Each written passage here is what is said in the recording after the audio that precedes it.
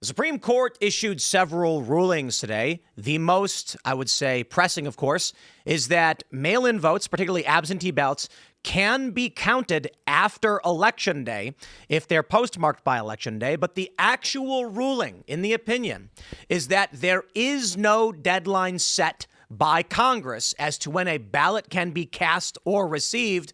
Basically, the majority, with the opinion written by Amy Coney Barrett, is that we don't have elections. That despite the fact that Congress did codify a specific day in which you have elections, Coney Barrett says, yes, but a day of election is just the day we express our intent, not when election officials determine what our intent was. So basically, you could cast a vote for the president for 2028 right now, and it would be a legitimate legal vote so long as the state said, and they could tell you they'll count that vote a year later after the election's already over, which makes literally no sense. The function of which, I wouldn't be surprised if we see this, though, probably not. Democrats with red seats, say California, they tried to redistrict to wipe out a bunch of these Republican seats.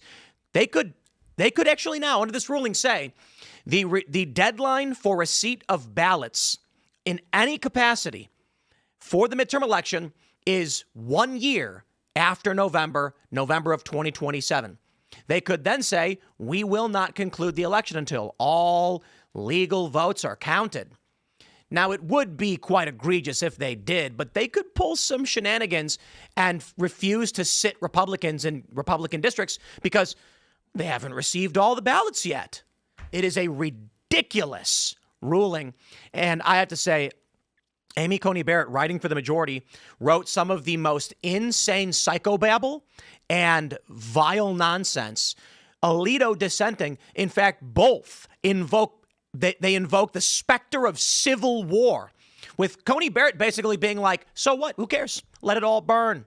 I'm paraphrasing, but she pointed out several instances, several arguments in which there were attempts made to create a deadline for elections. And then she goes on to say, despite all of that, they never wrote down what the deadline would be. They did, though. There's literally a law on the books that November, it's, I believe, the second Tuesday, or what is it, the first Tuesday after, or the second Tuesday after the first Monday, whatever, it's weird language, is the day of the election. And she's playing a semantic game saying, well, because they didn't specify what a day of election actually means, and there's no date set, there's no actual elections. So now, as we've already seen in California or the blue states, we might have to wait 2 or 3 months to figure out who actually is going to win an election, allowing them ample time to find votes. There's another big element of this in that, guys, you can recall your packages sent through the mail. USPS allows recall. Alito argued an individual could mail in their vote and then if a few days later changed their mind, contact the Postal Service and have that ballot returned to them so it would not count. Clearly, this means the election did not happen. This individual did not deliver their ballot and did not vote. Absolutely insane. On top of that, Barrett's argument is effectively that the United States Postal Service is now a federal agency of elections for the states, defying her own argument that states run their elections, because what she is doing is intentional. I wonder if it has to do with I wonder if it has to do at all with the swatting that happened at her house a month ago. So we're going to break that down. Now, there were some weird rulings. Trump can't fire the head of the Fed, but he can fire everybody else, which makes no sense, which reeks to me of some of these justices are just literally compromised. So Trump pointing out, well, they did grant me this power, but it's really the presidency. And then he stressed we must pass the SAVE Act to put an end to universal mail-in voting, which, oh boy, fraud. Now, how is it fraud if it's legal? You're right. It's not. So when Democrats say, where's the evidence of fraud? I will say, well, it's legal fraud, but they allow ballots to be sent to homeless shelters, 10 ballots sent to a single address where only one person lives, and a signature in California can be a picture of Mickey Mouse. I am not joking. This is not an exaggeration. I'm going to show you the documents, as we've done many times on the show. In California, a signature could literally just be a smiley face. Not a joke. We're going to talk about that and a lot more. You can tell we're fired up here. Before we get started, we got a great sponsor for you guys. It is Tax Network USA. Do y'all owe back taxes or have unfiled returns? Have you filed every year, but you still keep owing? Are you a business owner with messy books and a balance you cannot afford? Whatever your tax issue is, the outcome is the same. Your balance is not going down, penalties grow, interest compounds, and many of you are about to owe again for this upcoming tax year with no plan in place. So stop what you're doing, call Tax Network USA. The IRS is not waiting. The IRS is enforcing collections through wage garnishments, bank levies, and property seizures. They can even file for you without your consent. This is where Tax Network USA comes in. With over 15 years in the business, there hasn't been a tax case they haven't seen or resolved. They specialize in tax controversies and help taxpayers nationwide get back on track by resolving back taxes and unfiled returns once and for all. Whether you owe $10,000 or $10 million, their team has resolved over $1 billion in tax debt. And they can do the same for you, but you got to call now. They're offering a free investigation called the IRS. After that investigation, they'll put a clear case plan in place to resolve your tax problem and get you back on track. This is about you using your legal rights to take control before the government sets terms for you. Don't wait for an IRS letter or a frozen bank account. Call 866-686-1535. That's 866-686-1535. Or visit tnusa.com/Tim. Check the link in the description below. Don't forget to go over to Timcast.com and click Join Us to get involved. Don't just sit idly by. Terrible things are happening and great things are happening all at the same time. But if we're going to win, you need to stand up and be the change you want to see in this world. Join our community of tens of thousands of people. Make friends, start projects, get involved. And as a member, you are supporting the work we do here at Timcast. It would not be possible without you guys as our members. So if you believe this show is important, if you believe something needs to be done to make this country better, to restore it, to make the world a better place, I say stand with us at timcast.com. We can't do it without you. Smash that like button. Share the show right now on every single social media platform. Subscribe and all that stuff. Joining us today to talk about this and so much more is Topher Field. Topher Field, I'm a dissident, an author, a troublemaker, and proudly so. You can find me at Topher Field on all the socials and topherfield.com. Well, thanks for joining us. It's going to be fun. We get the boys hanging out. Hello, ladies and gentlemen. It's been a little bit less than a week. It's Brett, normally doing PCC, but happy to be here. How you doing, Ian? I'm kind of disturbed about this Supreme Court ruling, but I'm interested in talking about it on stage. This is really going to be a doozy here, so let's get into it. We'll try and run through it all. We got the story from AOL.com. Cheating. Trump unleashes warning to Republicans after Supreme Court smacks him down on mail-in ballots. Trump lashed out on social media not long after the stunning ruling rebuked one of his core battle cries, writing the high court's decision was yet another reason for Congress to ram through the voting restriction bill he has been obsessing over for months now. In light of the tremendous loss in the Supreme Court today concerning voters' rights and the fact that people's votes are allowed to be counted long after an election is over, it is important, more important than ever, to pass the Save America Act. Now, there's a lot to break down in this ruling. There are a few things that Coney Barrett rules. Now, the ruling is actually quite narrow. Basically, there was the federal court said, now you can count ballots after Election Day. The Court of Appeals then said, no, actually, you can't do that because federal law says Election Day is a set time. The Supreme Court says we reverse that lower court ruling for further adjudication. However, in the opinion, she says Congress has never set a deadline by which anyone has to receive ballots for it to be an election, which means we could Republican states could say how many Democrat seats do you got in Louisiana now? One. They can say, well, with 775,000 people, we're going to issue a ballot for every single person.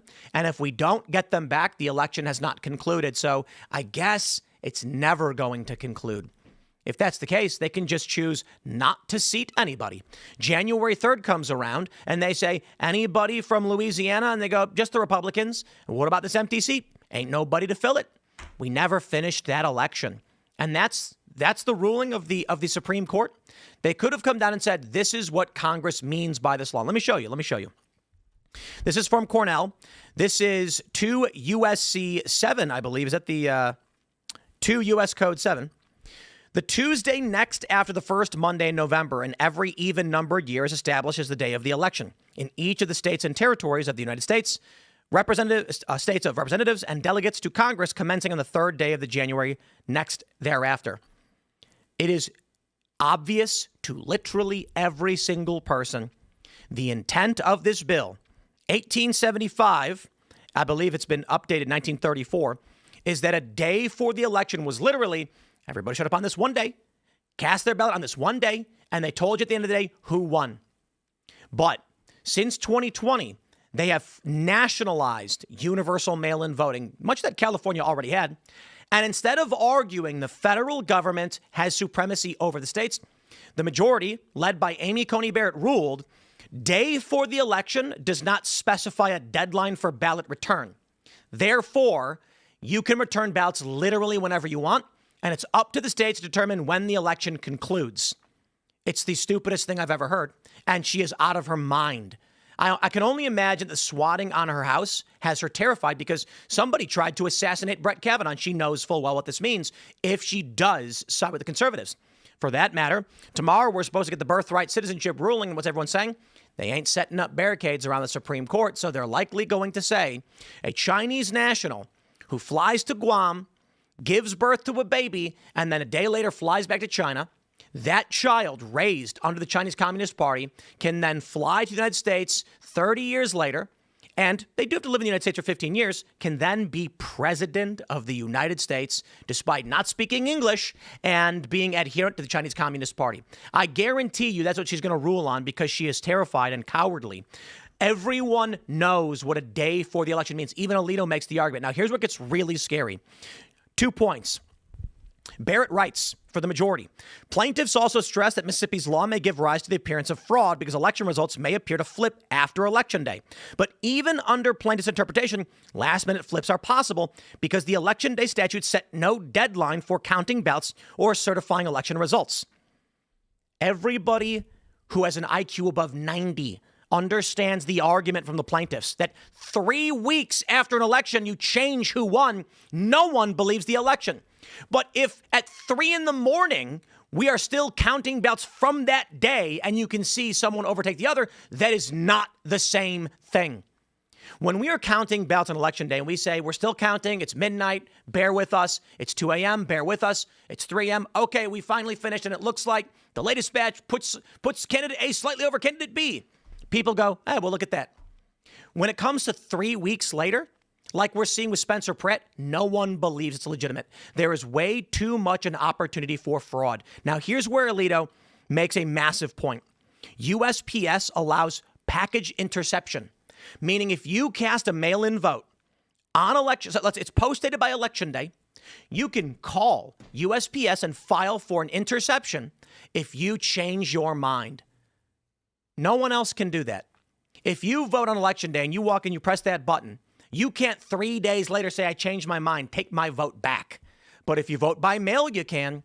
This means every single person has now the incentive to vote by mail to get a grace period on their decision based on the opinion of Amy Coney Barrett. Now, where it gets really crazy is that both the majority and the minority in the court recognize that this was a component in the Civil War. No one trusted elections. They were trying to set deadlines. Barrett actually references 1872 when they decided to set a deadline and then still says, yes, but they didn't write it down. Remarkable. The scary thing is 1876 was when the president was chosen by committee because after the election took place, you had dueling slates of electors, you had questions of voter fraud, and Democrats and Republicans alike feared the Civil War was about to kick off once again, only 11 years later. So they said, how about we just let y'all be president despite the results and we don't go to war again? To avoid a second Civil War, they allowed the president to be chosen by committee and not by democracy. And so here we are with a spineless, terrified Amy Coney Barrett. John Roberts, we never expected to make sense.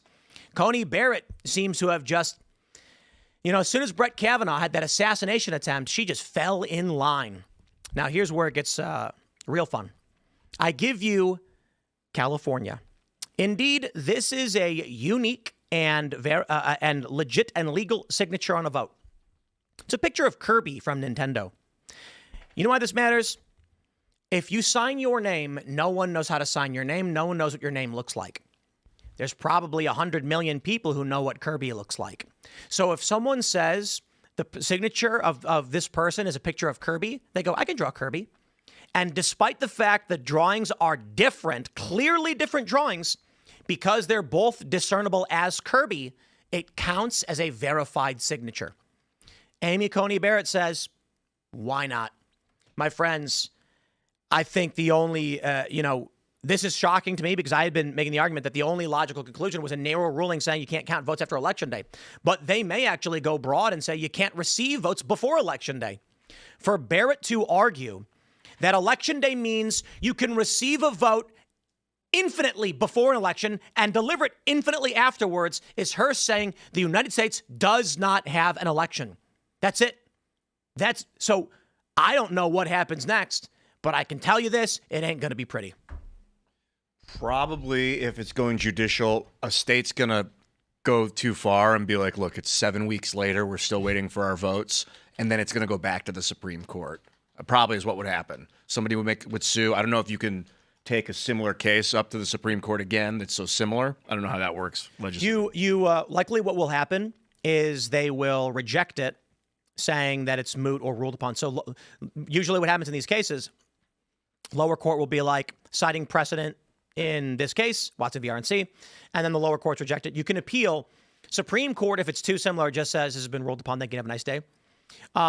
However, if an argument is brought up in the periphery of this case, then they may take and overturn a previous ruling, which we've seen numerous times throughout American history. Like if one state during a presidential election is like, I know it's getting close to November, or it's getting close to, because if it's a national vote, then other states have precedent, or at least I think a right to sue a state that is malfeasantly taking forever to count their votes.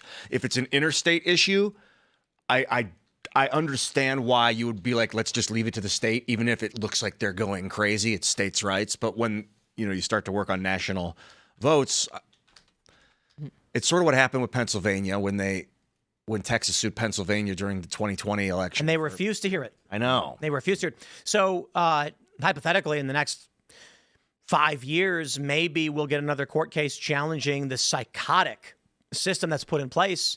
But I don't think we'll make it that far because at this point, I'm shocked by this ruling. I'm gonna go ahead and predict a Democrat sweep of the Senate and the House. And when that happens, Trump already told a bunch of donors, he says, if they take the midterms, many of you will be going to prison. I will do what I can as president to try and protect you, but this is what they will try to do. I firmly believe that they are going to cheat their asses off. They are going to guarantee they take the House and the Senate, and then they are going to go nuclear. Subpoenas, like legal bills, will be running up forever. They're going to drop nuclear bombs in politics, the likes of which Republicans are too pathetic to stop. Can I ask an ignorant question as an Australian? What's being interpreted there, if I've understood correctly, is an act of Congress. That wasn't the Constitution of the United States. That was the congressional, sort of the act of Congress about how elections are supposed to happen. So there's two things. Yeah. Congress says that the state legislatures decide the nature of their elections. Sure. This resulted in some conundrums early on as the states would hold random elections. They'd say, okay, well, the presidential election will be on this day, but congressional elections will be on this day, and then different districts could be on different days, and it became very difficult for regular people. In fact, states would intentionally use this ability to make sure their rivals could not win. So they knew, for instance, farmers were in favor of some type of law or politician. So they would say, when's a voting day we can make sure farmers can't vote? So eventually they said, stop. Okay, we need a uniform day so you can't manipulate time to win. Like if there's somebody who works a job that requires them, say, we're going to hold the election directly during harvest. And the farmer's like, I can't leave during harvest. We have to roll our sleeves up for 3 weeks straight. Guess you don't vote. So they said, we set it for November, well past harvest. Everybody should be able to do it. And now Coney Barrett has ruled time is immaterial. Okay, but can this be fixed with an act of Congress? Could Yes. Congress step in now and address that before the next round of elections? Theoretically, except Congress is non-functional. Right. And it's not functional because of this. If the Supreme Court ruled you must cast and deliver your ballot on Election Day, then this November would have healed this country and it would have stopped the chance of political escalation. Sure. I was actually, I was talking to my wife. I was talking to friends about it. They said, aren't you concerned about civil war and all that stuff? And I said, to be honest, the presumption is Watson v. RNC is going to come down saying at bare minimum, you can't count votes after Election Day. It's going to force Democrats to reassess their strategy on politics, stop embracing the fringe far left. You're going to stop seeing these DSA ballot harvesting, campaigns, which result in like Nithya Raman. And you will then start to see a pull towards the center as Democrats try to court moderates. So I thought that was very likely. Now that Amy Coney Barrett said anyone in power can just take power for themselves, America, shove it up your A. Now I fully expect New York to go rogue. California is already rogue, and they're going to go 10 times harder. They've been clear. They've been given runway.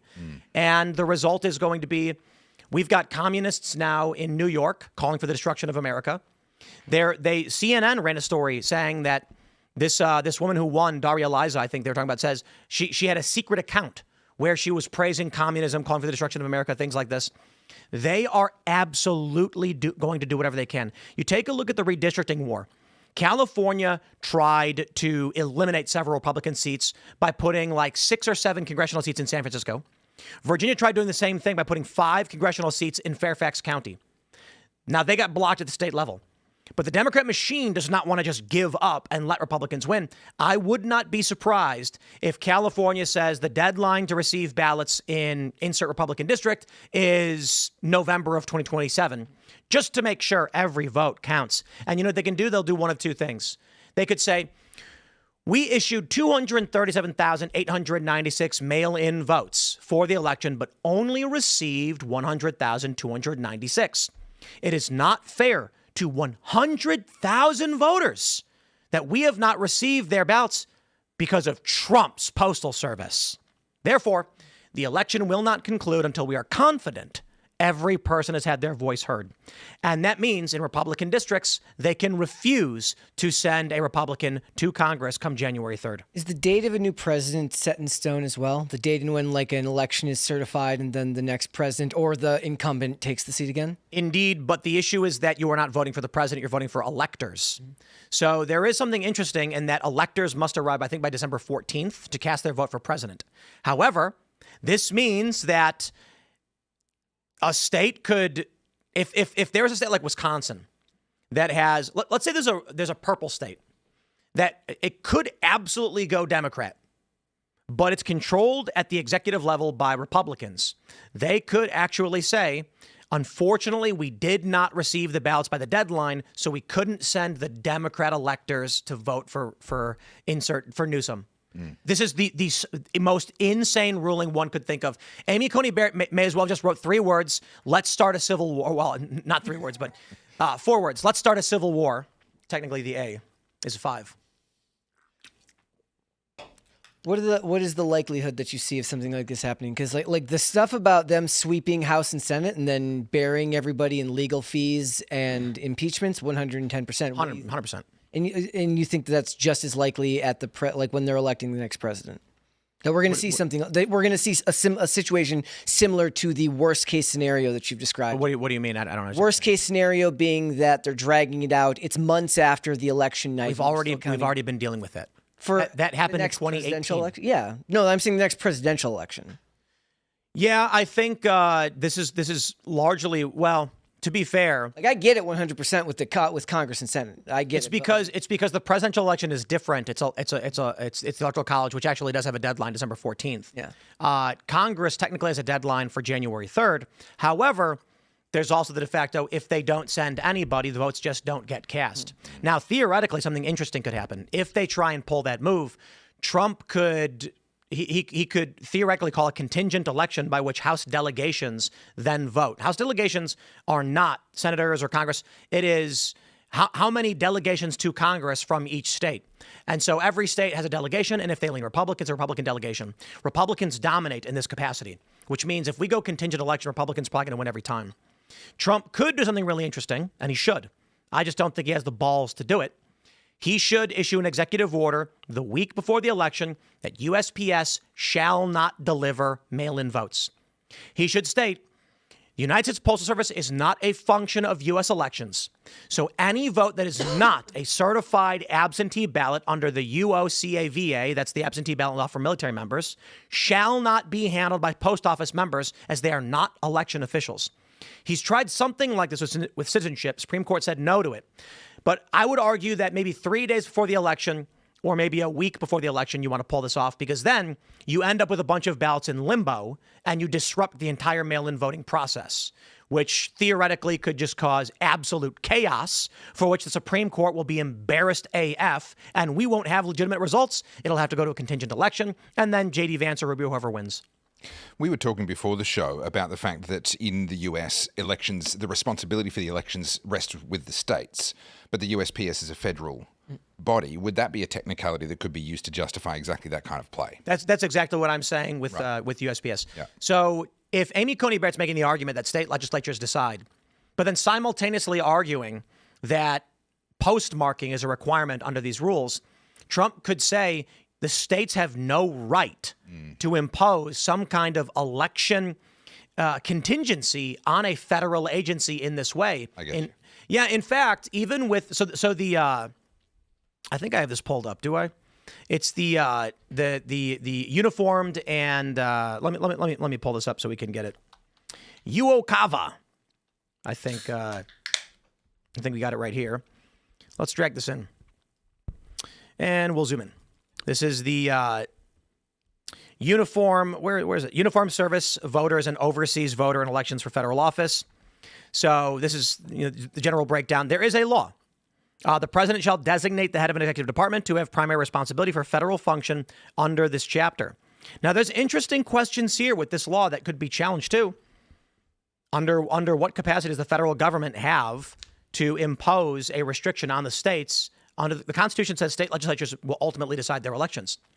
However, at the same time, federal law just literally says there is a day for the election. So Amy Coney Barrett can't have it both ways. She's insane. This is just absolutely insane. This is just nuts. All I can say is this is nuts. One of the most insane Supreme Court rulings I've ever seen in my life. Is this what you were expecting? This isn't what Absolutely you were not. Nobody thought this. Yeah. Even liberals thought there would be at least a narrow ruling that Congress codified on Election Day. So the worst case scenario was you can cast early and mail-in votes, but they got to be counted on Election Day. Coney Barrett being like, nah. 6 months, 7 months, 27 years. What's the difference? Yeah. Insane. And she said, you know what? Congress can fix it if they have a problem. The problem with that is Congress already passed the effing law. Yeah. It's already there that says it's a day for the election. What she's doing is claiming words don't mean words. It's insane. So if Congress... She has betrayed this country. And look, I can tell you the liberal justice, nobody expects anything else. These people want to burn the country to the ground. But Barrett siding with them is shocking to a lot of people. Well, not so much, I guess. If Congress were to amend this law and put 1 day instead of just day, Ian, based on what Barrett said, there is nothing that Congress can do under her argument that would actually codify what an election is supposed to be. They literally wrote there is a day for the election. Alito argued, if you hand your ballot to an Uber driver, does that count as a ballot being cast? Even because the Uber driver says he's going to turn it in for you? By what designation is the USPS an electoral body? I don't know. And can you use UPS? Can I UPS my thing to the voting station? He brings that point up as well. He literally says if there's a day for the election, the expectation is that your ballot will be received by the election officials on the day of the election, not a third party with a promise to hand it over at some point. So this is the point. Imagine Congress says, okay, fine, you psychopath. Let's write down the Tuesday next to the first Monday in November in every even-numbered year is established as the day for the election, which is defined as a day in which people will cast their votes and deliver them to election officials on that day for them to be counted in each state territories of the United States to be commencing on January 3rd. She would then make the argument, yes. But they never said to conclude the counting. So then they would argue, let's change the law again. If Barrett can argue that day for the election is nebulous and meaningless, then by what sentence can you actually craft to make sure that never happens? That's true. It sounds pretty specific about what I was day going it to say is. the whole meaning of the word day is now changed by this precedent. Well, it's like No, her argument is an election is the expression of intent, but it doesn't mean the conclusion or interpretation of that intent. That's not true, though. Of course it's not true. You can't go to a voting station, set down your vote on the ground, walk away, and expect that later I intend to come back and put that in so it's still a valid, I'm still part of the flow. No, just handing it to the post office. That's basically, It's insane. what were you going to say, Brett? I see, not with that attitude you can't, but if you really wanted to, you could try. This is what's particularly crazy about this is that for all of my life and throughout history, we knew who won on election day. Sure.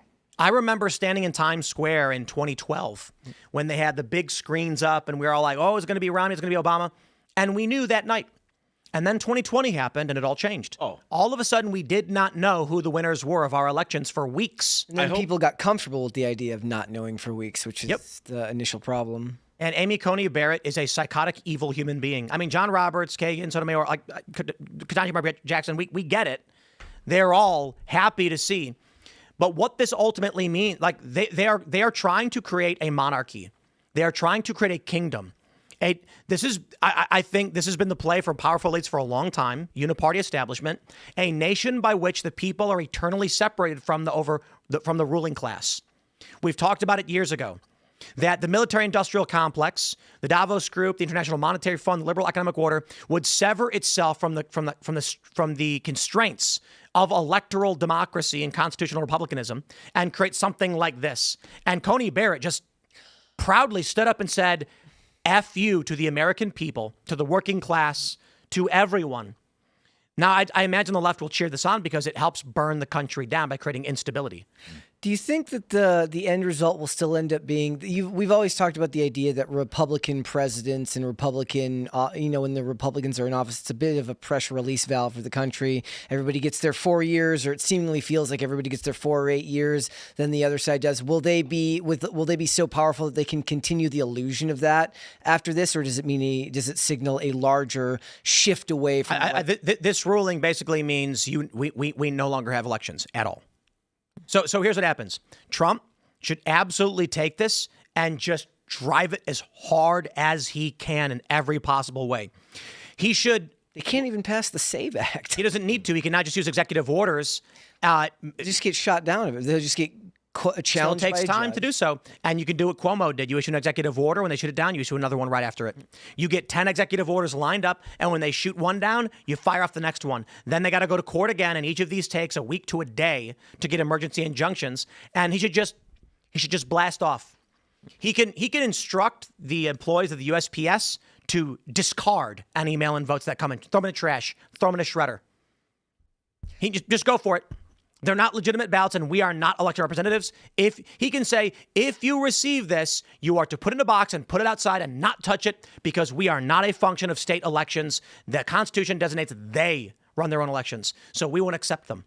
Just put them outside. Whatever happens, happens. And then when they file a suit and say no, he's going to just do another executive order, and he can keep doing it back to back to back. But on that monarchy comment, how do you hold the Supreme Court accountable in this country in a situation like impossible. This? They're appointed for life, if I'm not mistaken. So the issue is that Congress is broken. This was our chance to fix Congress once and for all by making sure we had legitimate elections on a single day where people went out and cast their ballots. Yeah, not anymore. Not anymore. In 2018, Democrats won 3 weeks after Election Day in the midterms through mail-in voting in California largely. If we had a definitive ruling say you cannot do this, Congress would have been fixed in 5 months. Congress could have then done their job. Now they cannot because it's hyper-partisan and split down the middle across the board. So actually, I would argue the end result is Republicans are pathetic losers, and they will keep saying slow down their Democrats. Democrats will keep cheating until they have all power. And I think this is an effort to stop Trump and populism and restore the machine state so that people can continue living under a boot that wants to blow up sand countries. Ian, thoughts? Have fun. Yeah, I don't know if it was like a malicious move towards that from Barrett herself or if she just didn't have the wisdom to perceive the value of the term day while she was making. Is that a joke? Well, you think a woman who was a federal judge, who doesn't know what the word day means? It's potential when you have a young woman. No offense, but just put You're in right. that She is a position woman. by She is- someone who just selects. We don't know her. what woman means, We you didn't vote for her. I didn't know who she was. Trump liked the way she looked and gave her a job. I don't know how she got the gig, but she got appointed. So I can't expect them to all have top level intelligence and top level wisdom. She's obviously missing something. It is really funny, actually, that all the women voted to burn the country to the ground, and Roberts helped them do it.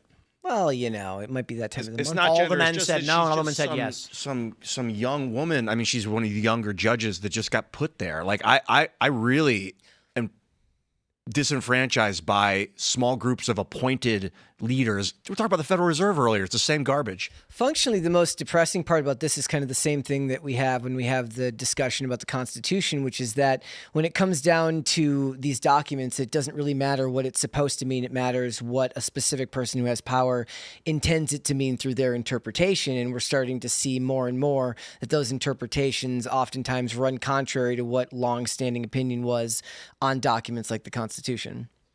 Supreme Court's done a pretty good job up to this point, but having our entire future of hundreds of millions, if not the entire planet's population of 7 billion, rely on the backs of 9 appointed people is pretty crazy. I love this because Coney Barrett cites Merriam-Webster. That's also a private company, which is shocking that she's giving away her authority to some private company's discernment of what a word means. Webster, an American Dictionary of the English Language. I'm sorry. Let me read the full. The federal election day statutes do not preempt Mississippi's law because the defining element of an election has always been the electorate's choice of candidate. And a related federal statute, the Uniform and Overseas Citizens Absentee Voting Act, confirms that while federal law dictates when ballots must be cast, state law governs when they must be received. It is a fundamental canon of statutory construction that words generally should be interpreted as taking their primary meaning at the time Congress enacted the statute. And at all relevant points, the word election was understood to mean the act of choosing a person to fill an office. Citing Webster, the court has likewise defined election as the expression of the electorate's choice, explaining that from time immemorial, an election has been no more and no less the expression by qualified electors of their choice of their candidates.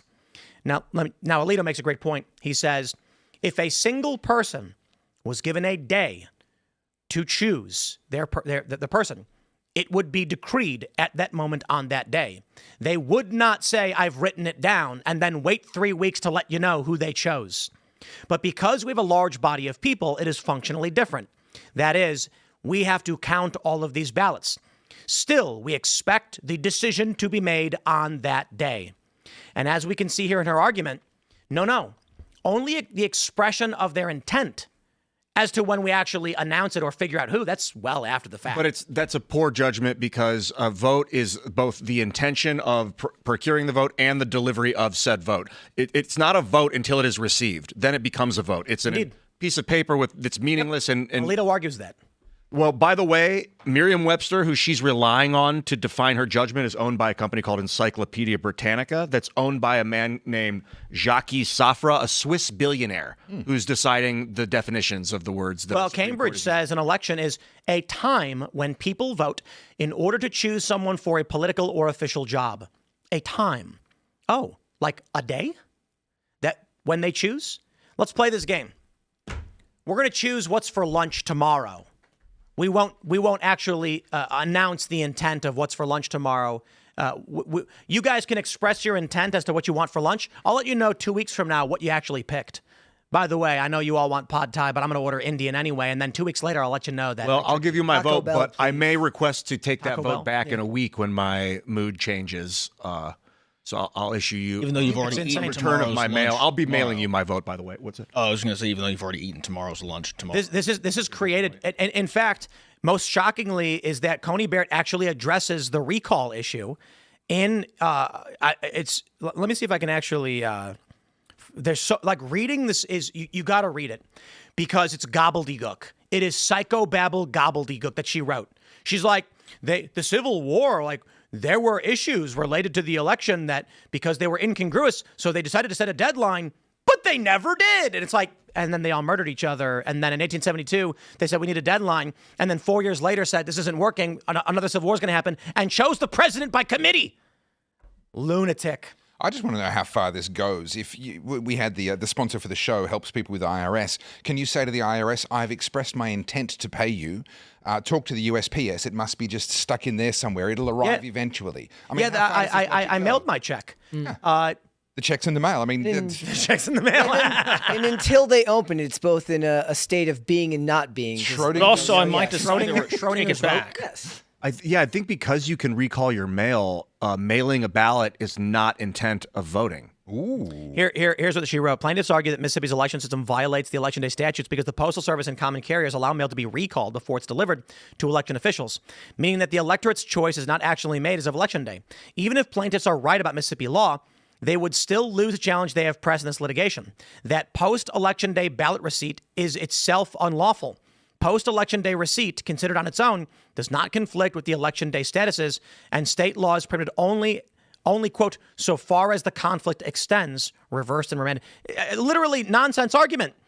She didn't even answer the... Can you read that gobbledygook and tell me what the intent is? What was the ruling on the postmark? It does have to be postmarked before the... No. The ruling was that they are reversing a lower court's... The argument was that federal law supersedes state law.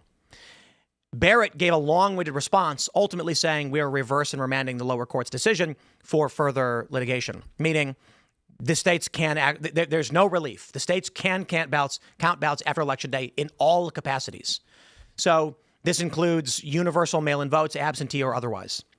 Instead of them saying Election Day is defined as Election Day. This was their opportunity to tell America what Election Day means, and Coney Barrett says it quite literally means nothing. Because the important thing to understand as to why this woman is a psycho evil person is that if she makes the argument that there is a day by which we express our intent, why is it that we have early voting and mail-in voting in general? Okay, then make this argument, Amy Coney Barrett.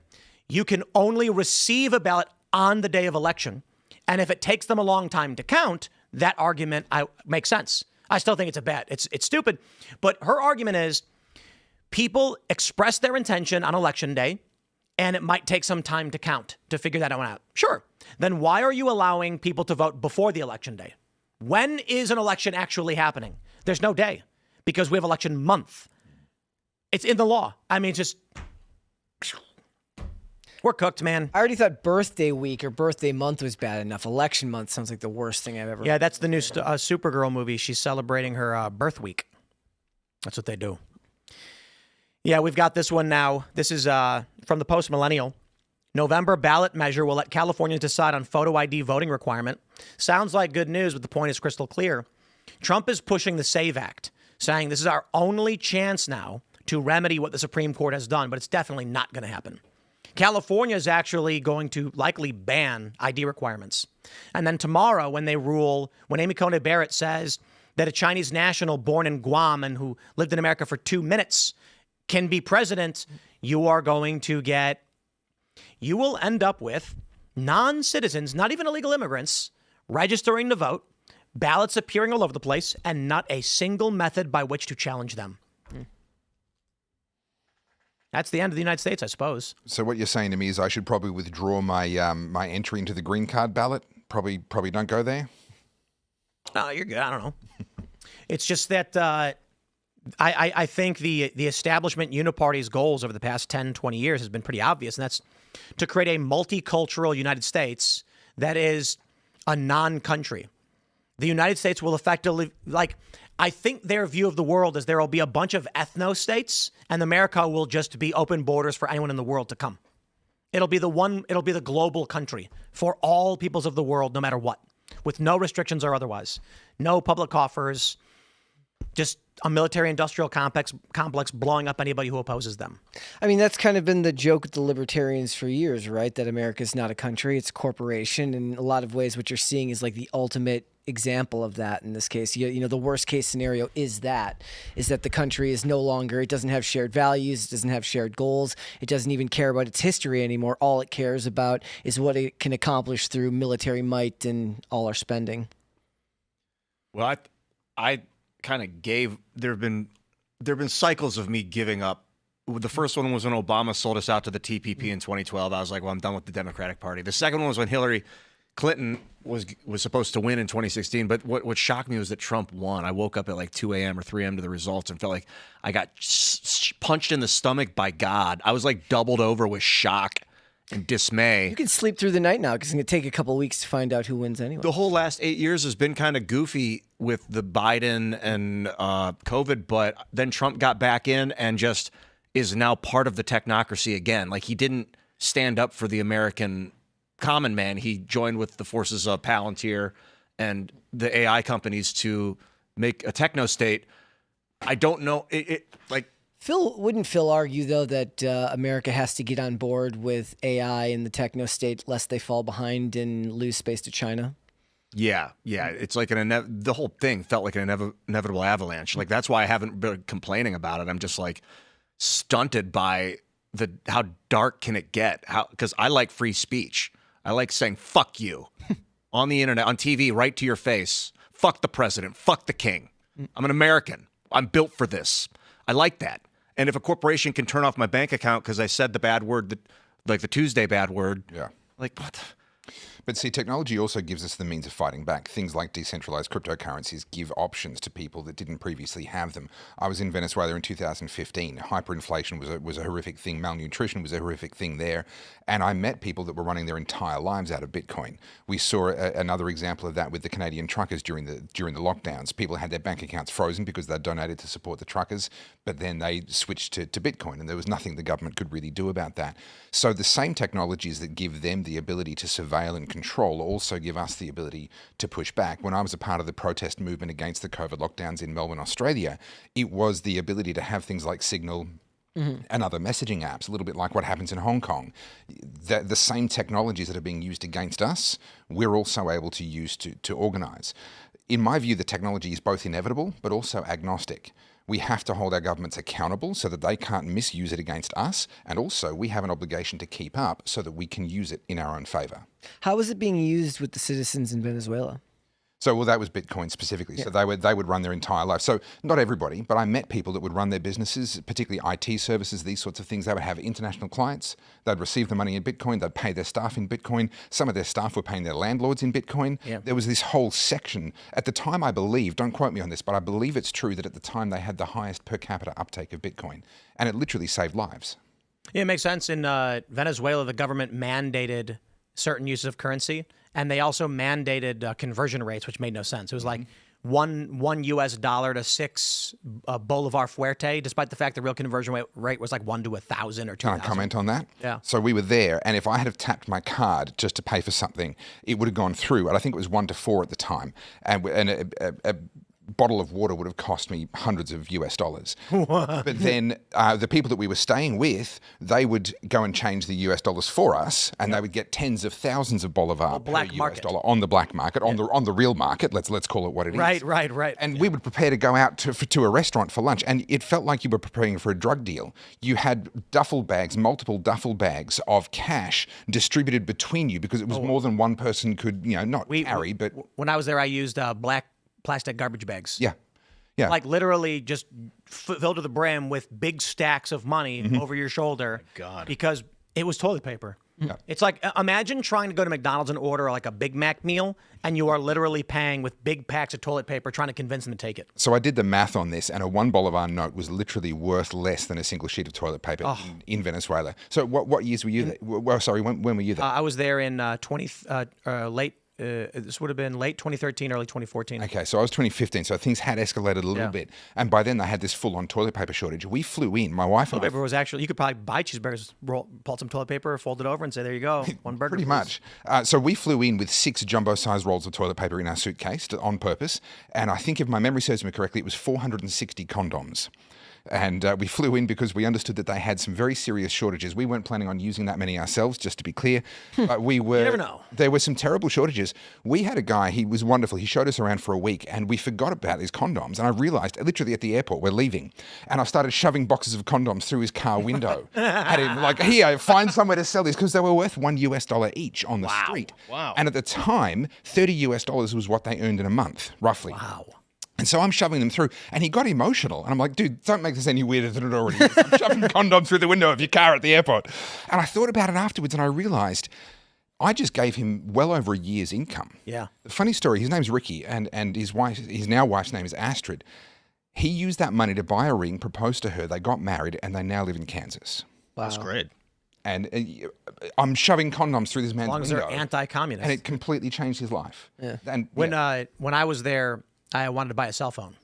Did you go through that process? No, I didn't. I imagine there'd be a lot of surveillance and identification. Oh, no. Well, I mean, yes, but so you go into the phone store and you go first to the host and tell them what you want to do. Yep. The host will then guide you to the phone acquisitions expert, who will then show you pamphlets of various phones that you could purchase. And then when you tell them the phone you want, he sends you to the phone requisition specialist. So you'll step over the next person. There's probably like 6 or 7 people in a line. This because they need to make fake jobs. Sure. So the next person then goes and acquires the phone based on the ticket you gave him. Then you need to go to the plan acquisition specialist, who would then go through the various plans that they had. And I'm like, what's amazing is I go to T-Mobile here, I walk in, there's one guy and I go, here's what I'm gonna do. And he pulls up his tablet and he types it in and he goes, I'll get your phone right now. And you're done. Mm-hmm. But because it's a command economy where they manufacture fake jobs, buying a phone took like an hour and I had to go through 6 or 7 people to get it. Yeah, incredible. Yeah. So just one more thing on that briefly. We saw the effect of these different exchange rates. So they had multiple different official exchange rates, and which one you got depended on who you knew. So we went into a high-end mall. Venezuela's a beautiful country. It used to have money. You've seen it. It used to have money. I mean, obviously Wealthiest devastating. country in South America. And devastating what's happened there recently with the earthquakes.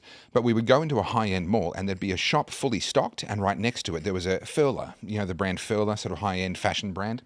I kid you not, there was the store, all the lights on, a staff member down the back, they had 3 pairs of sunglasses and a handbag. And the entire rest of the store was empty. And you knew the store next door that's fully stocked, they have political connections and they're getting a really favorable exchange rate. So they can sell in bolivars and then buy in US dollars, but they're getting a good exchange rate, so it's worth it. It's profitable. The owners of Furla clearly did not have political connections, but if they shut the store down, they would go to prison because they're bringing the government into disrepute. So they have to keep losing money on this store, unable to restock, unable to close it down. So you ended up, we went to a mall and there were mall stores with literally nothing in them. Yeah. There's a guy standing at a counter with just empty glass, and he was just sitting there like on his phone, just texting away or whatever. And I was like, what's going on? And basically what you were saying, like he has a job. Yep. Yeah, he has to have a job. And I'm like, but the store's got nothing. And they're like, well, the store's open. Perfect. Nothing for you, though. Yep. Then I got accused of being a spy and had to flee the country in the middle of the night. Oh, that's fun. Yeah. I went to a pro-Maduro protest in the center of Caracas City in the gardens they have in between all the government buildings. And please don't hate me for this. I had to be very overtly anti-American in order to avoid exactly that potential problem. And I'm talking to people, and I had Ricky with me. He was translating for me. And they were so happy to be at this event. Of course, they were happy, you understand. But they would come to this event, do the chants, and then they would line up and they would get a T-shirt. And so I started talking to people in the line. And they would tell me how incredibly happy they were and how lucky they were to have had Chavez as their president and now have Maduro as their president, and how grateful they were for socialismo, because if it weren't for the government, they wouldn't be getting that T-shirt. I actually think, just my opinion, that Vice was deep state, Vice Media, because they loved what I did because I filmed various protests and uprisings, of which were very beneficial to the liberal economic order. I remember covering all these protests in the United States. They're profitable, right? I go and film some protest, and then put up clips, make some money on ads, and then do pay what you will, membership subscriptions. I was making money and it was supporting me. Yep. I go to Vice and I say, let's pursue the same strategy. But when I went to Ukraine, they told me to go live at a time when there was nothing to cover. And I told the people there, I was like, we're not, I'll be walking around with no viewership, filming nothing. It doesn't matter, just do it. And I always thought that was kind of weird. And there were arguments like, well, it's just for investors. It's to say we did. So they can claim we had coverage in Ukraine or whatever. However, we know that there was U.S. involvement in supporting the Euromaidan protest to try and shake up the Ukrainian government. And so similarly with Venezuela, I was accused of working for USAID in both Ukraine and Venezuela, being at Vice and covering this. The interesting thing is Vice went bankrupt in 2023, and they started to fall into troubles in the Trump era. I remember the CEO, we were in Antalya, Turkey, at a resort. The executives, there's a group called the WPP, which owns a portion of like every single media company. And they were having this, resort gathering with a bunch of high-profile individuals, very, very Bilderberg-like, executives and elites from various media corporations. And in the conversation, Shane Smith, the CEO, made mention about how the State Department was in contact with them over their trips to North Korea, which makes sense outside of any conspiracy theories, right? You go to North Korea, they're going to call you and say, "What are you doing? Why are you doing it?" I wonder though if, and again, it's just I wonder. When these upstarts at Vice, not Gavin because he had left at this point, but they decide to go to North Korea and do this documentary. State Department then basically says like, hey, we can use this. And I wonder if the rise and fall of Vice was somewhat related to propping up U.S. interests internationally and creating a media company that would be attractive to younger people for the purpose of propaganda. And the reason why they basically have ceased to exist in the Trump era is that the deep state had other things to worry about. And now USAID is dead and Vice filed for bankruptcy in 2023. So I've heard wilder conspiracy theories, that's for sure. Yeah, I don't know. I wouldn't be surprised if it turned out that these young upstart rebels were approached by, various investors or special interests for the purpose of propagandizing young people. Peter Thiel. I don't think he was involved in it. No, I'm saying what's his group? Dialogue. Well. What do they do? I guess technically it is log. Yes, it's LOG. Well, it's people liken Dialogue to Bilderberg, but I don't. They're having a conference in Dublin, I guess, and and the information got leaked from it, and one of the things is like, how's your sex life? And like Ted Cruz is going to be there, so they do like a bunch of like politically like people from across the aisle. They can talk about this stuff because there's not supposed to be any cameras, but there's also a lot of celebrity. Like Josh Brolin got asked like what he was doing there, and he's like, "How did I get involved in this? What the hell's going on?" Like, Ezra Klein's going to be there. There's some other actors, or was it Joseph Gordon-Levitt? I think is going to be there. Well, he was one of the original ones because of his stance on big tech, which he's not a huge fan of. And I don't much have any problem with people getting together for a private hangout. That's what all the CEOs do. They show up in their Patagonia vests and they decide the concern is with Bilderberg and with some of these other big groups is that CEOs and world leaders are explicitly meeting to discuss international policies off the books and away from the people and their constituents and their obligations. But if a bunch of like rich people are on a boat, like I went to Summit at Sea with tons. I met Lady Gaga's manager, and like it was like what was it, $10,000 to be on the boat, and everyone is there as like a well-connected person. I'm like, nothing happened. I'm assuming most of that's just networking for a lot of exactly right. They spend a lot of money to stay connected to the right people. Dialogue is doing this thing where they're talking about big tech, AI, fears of World War III, and one of them is just like having sex with each other, I guess. Yeah. I wonder if they leaked that one on purpose to make it. No, someone there. The website was private, sort of. Yeah. Apparently, the website for Dialogue is a member login only, so you got to be invited. But the information was available upon inspect, meaning you didn't really hack it. You just right-clicked it and put inspect, and it showed you everything. She did some work to get the information on it, and they've been. I don't think that's correct. My understanding. No, I'm saying she did more work than just reading the website. She went and did inspect and got more details. It was by this one journalist. My understanding that the information that was released was because she inspected the page and all of the information on the conference was front-facing available on the homepage. It just wasn't visible. So when you right-click and go inspect page, it showed all of the... But it's invite only, so she got access No. No. Again, what I read from Wired was that you didn't need to log in. You just went to dialogue, .org or whatever, right-clicked inspect, and it listed all the private details. So there's a web guy looking for some new work right now. Yeah. Maybe. But there was still like a login screen that you were technically supposed to use if you in order to see everything. Yeah, but because the people had to be invited by somebody else who was already a member, but she just did the bare minimum of just doing inspect rather than having a login. Right. The argument again being that the information on the conference was not behind a login screen. Yes. It was on the front page, just not visible. It was probably supposed to be, but it just hadn't been set up correctly. Honestly, I wouldn't even make the argument that it was supposed to be. Really? Okay. Like when I was reading about it and like the things they're doing, it doesn't sound all that crazy. I like Ezra Klein's going to be there. Like, guys, he's not setting governmental or news policy. He's a guy on Twitter at this point. So where it gets interesting for me is groups like the World Economic Forum, where they then have these alumni programs where they're specifically, explicitly telling the world, we are going to find people that are ideological bedfellows with us, train them, and then we will infiltrate your cabinets, I think was the expression that was used there. So I'm kind of with you, Tim. People are going to just get together and hang out with like-minded people or industry people, networking, etc. No problem. But the minute they start to say, no, we're actually going to direct the future of the world here, that's where I start to get worried. Yeah, Wired says Dialogue claims it was hacked, but a misconfigured website left its members exposed. There was no break-in needed to access any of the files.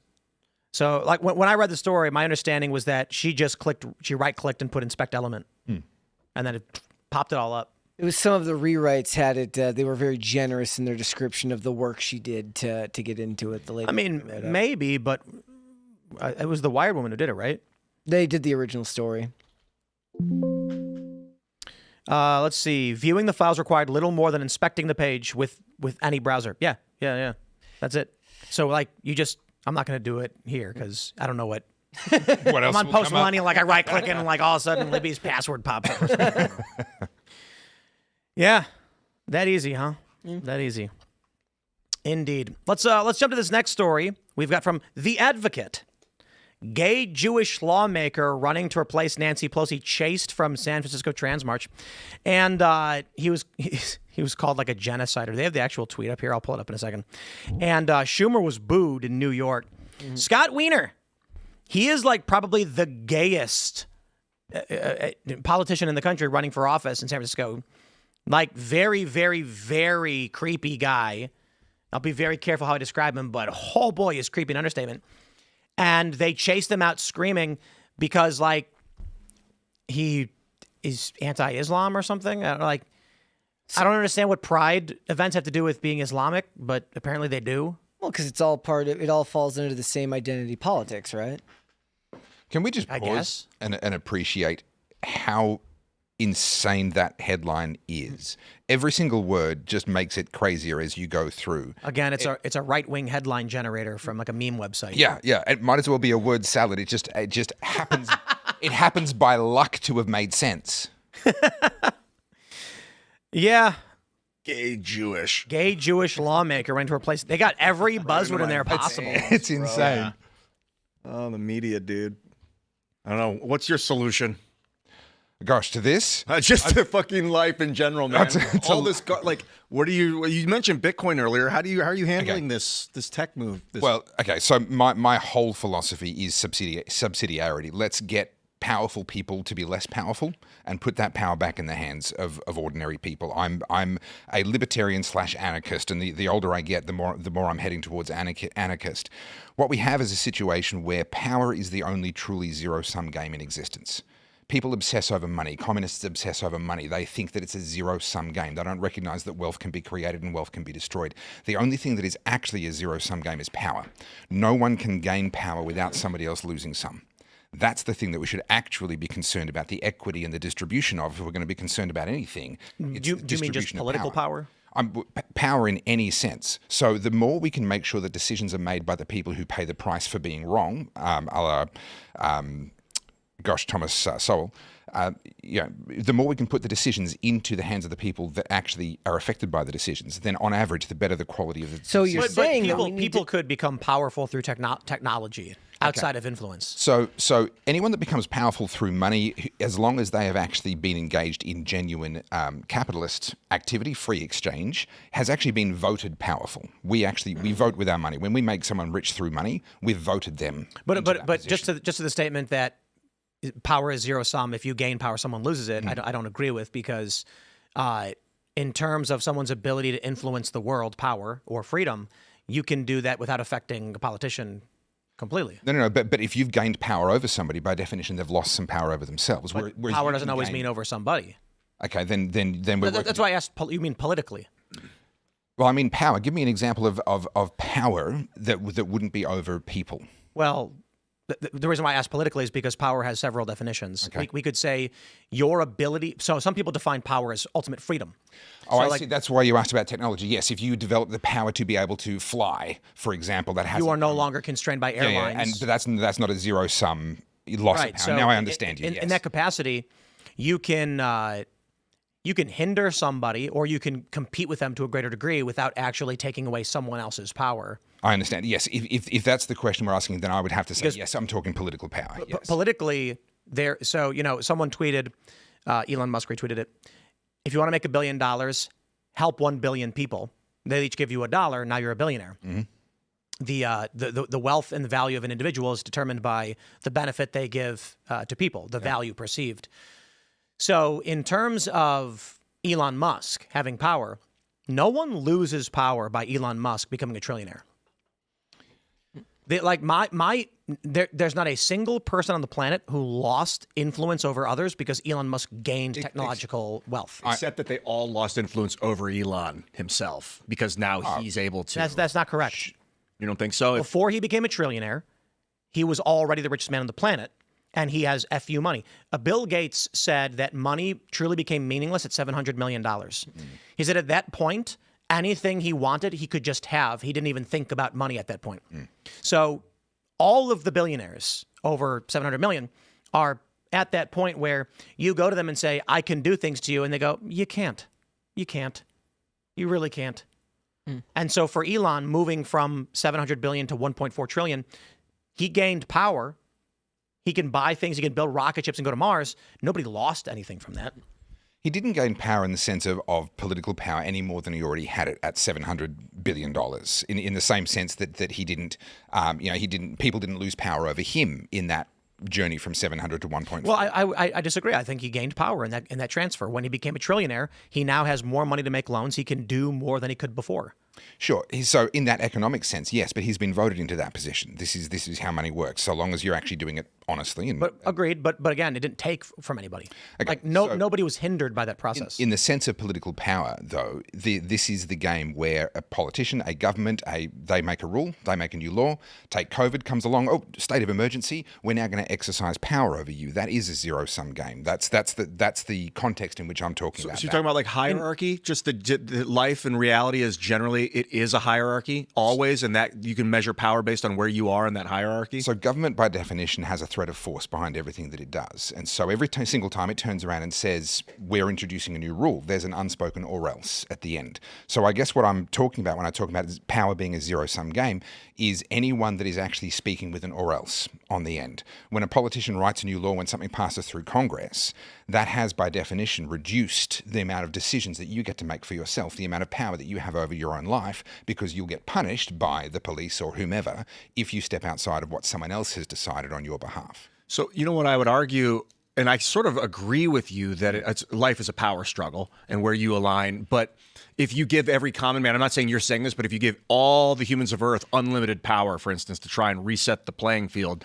that some idiot would blow everything up. So we have these hierarchies in place to protect power and to centralize it where it's safely wielded, you might say. And of course, that seems to have been corrupted by financiers. So by definition, unlimited power cannot be equal. We cannot all share unlimited power.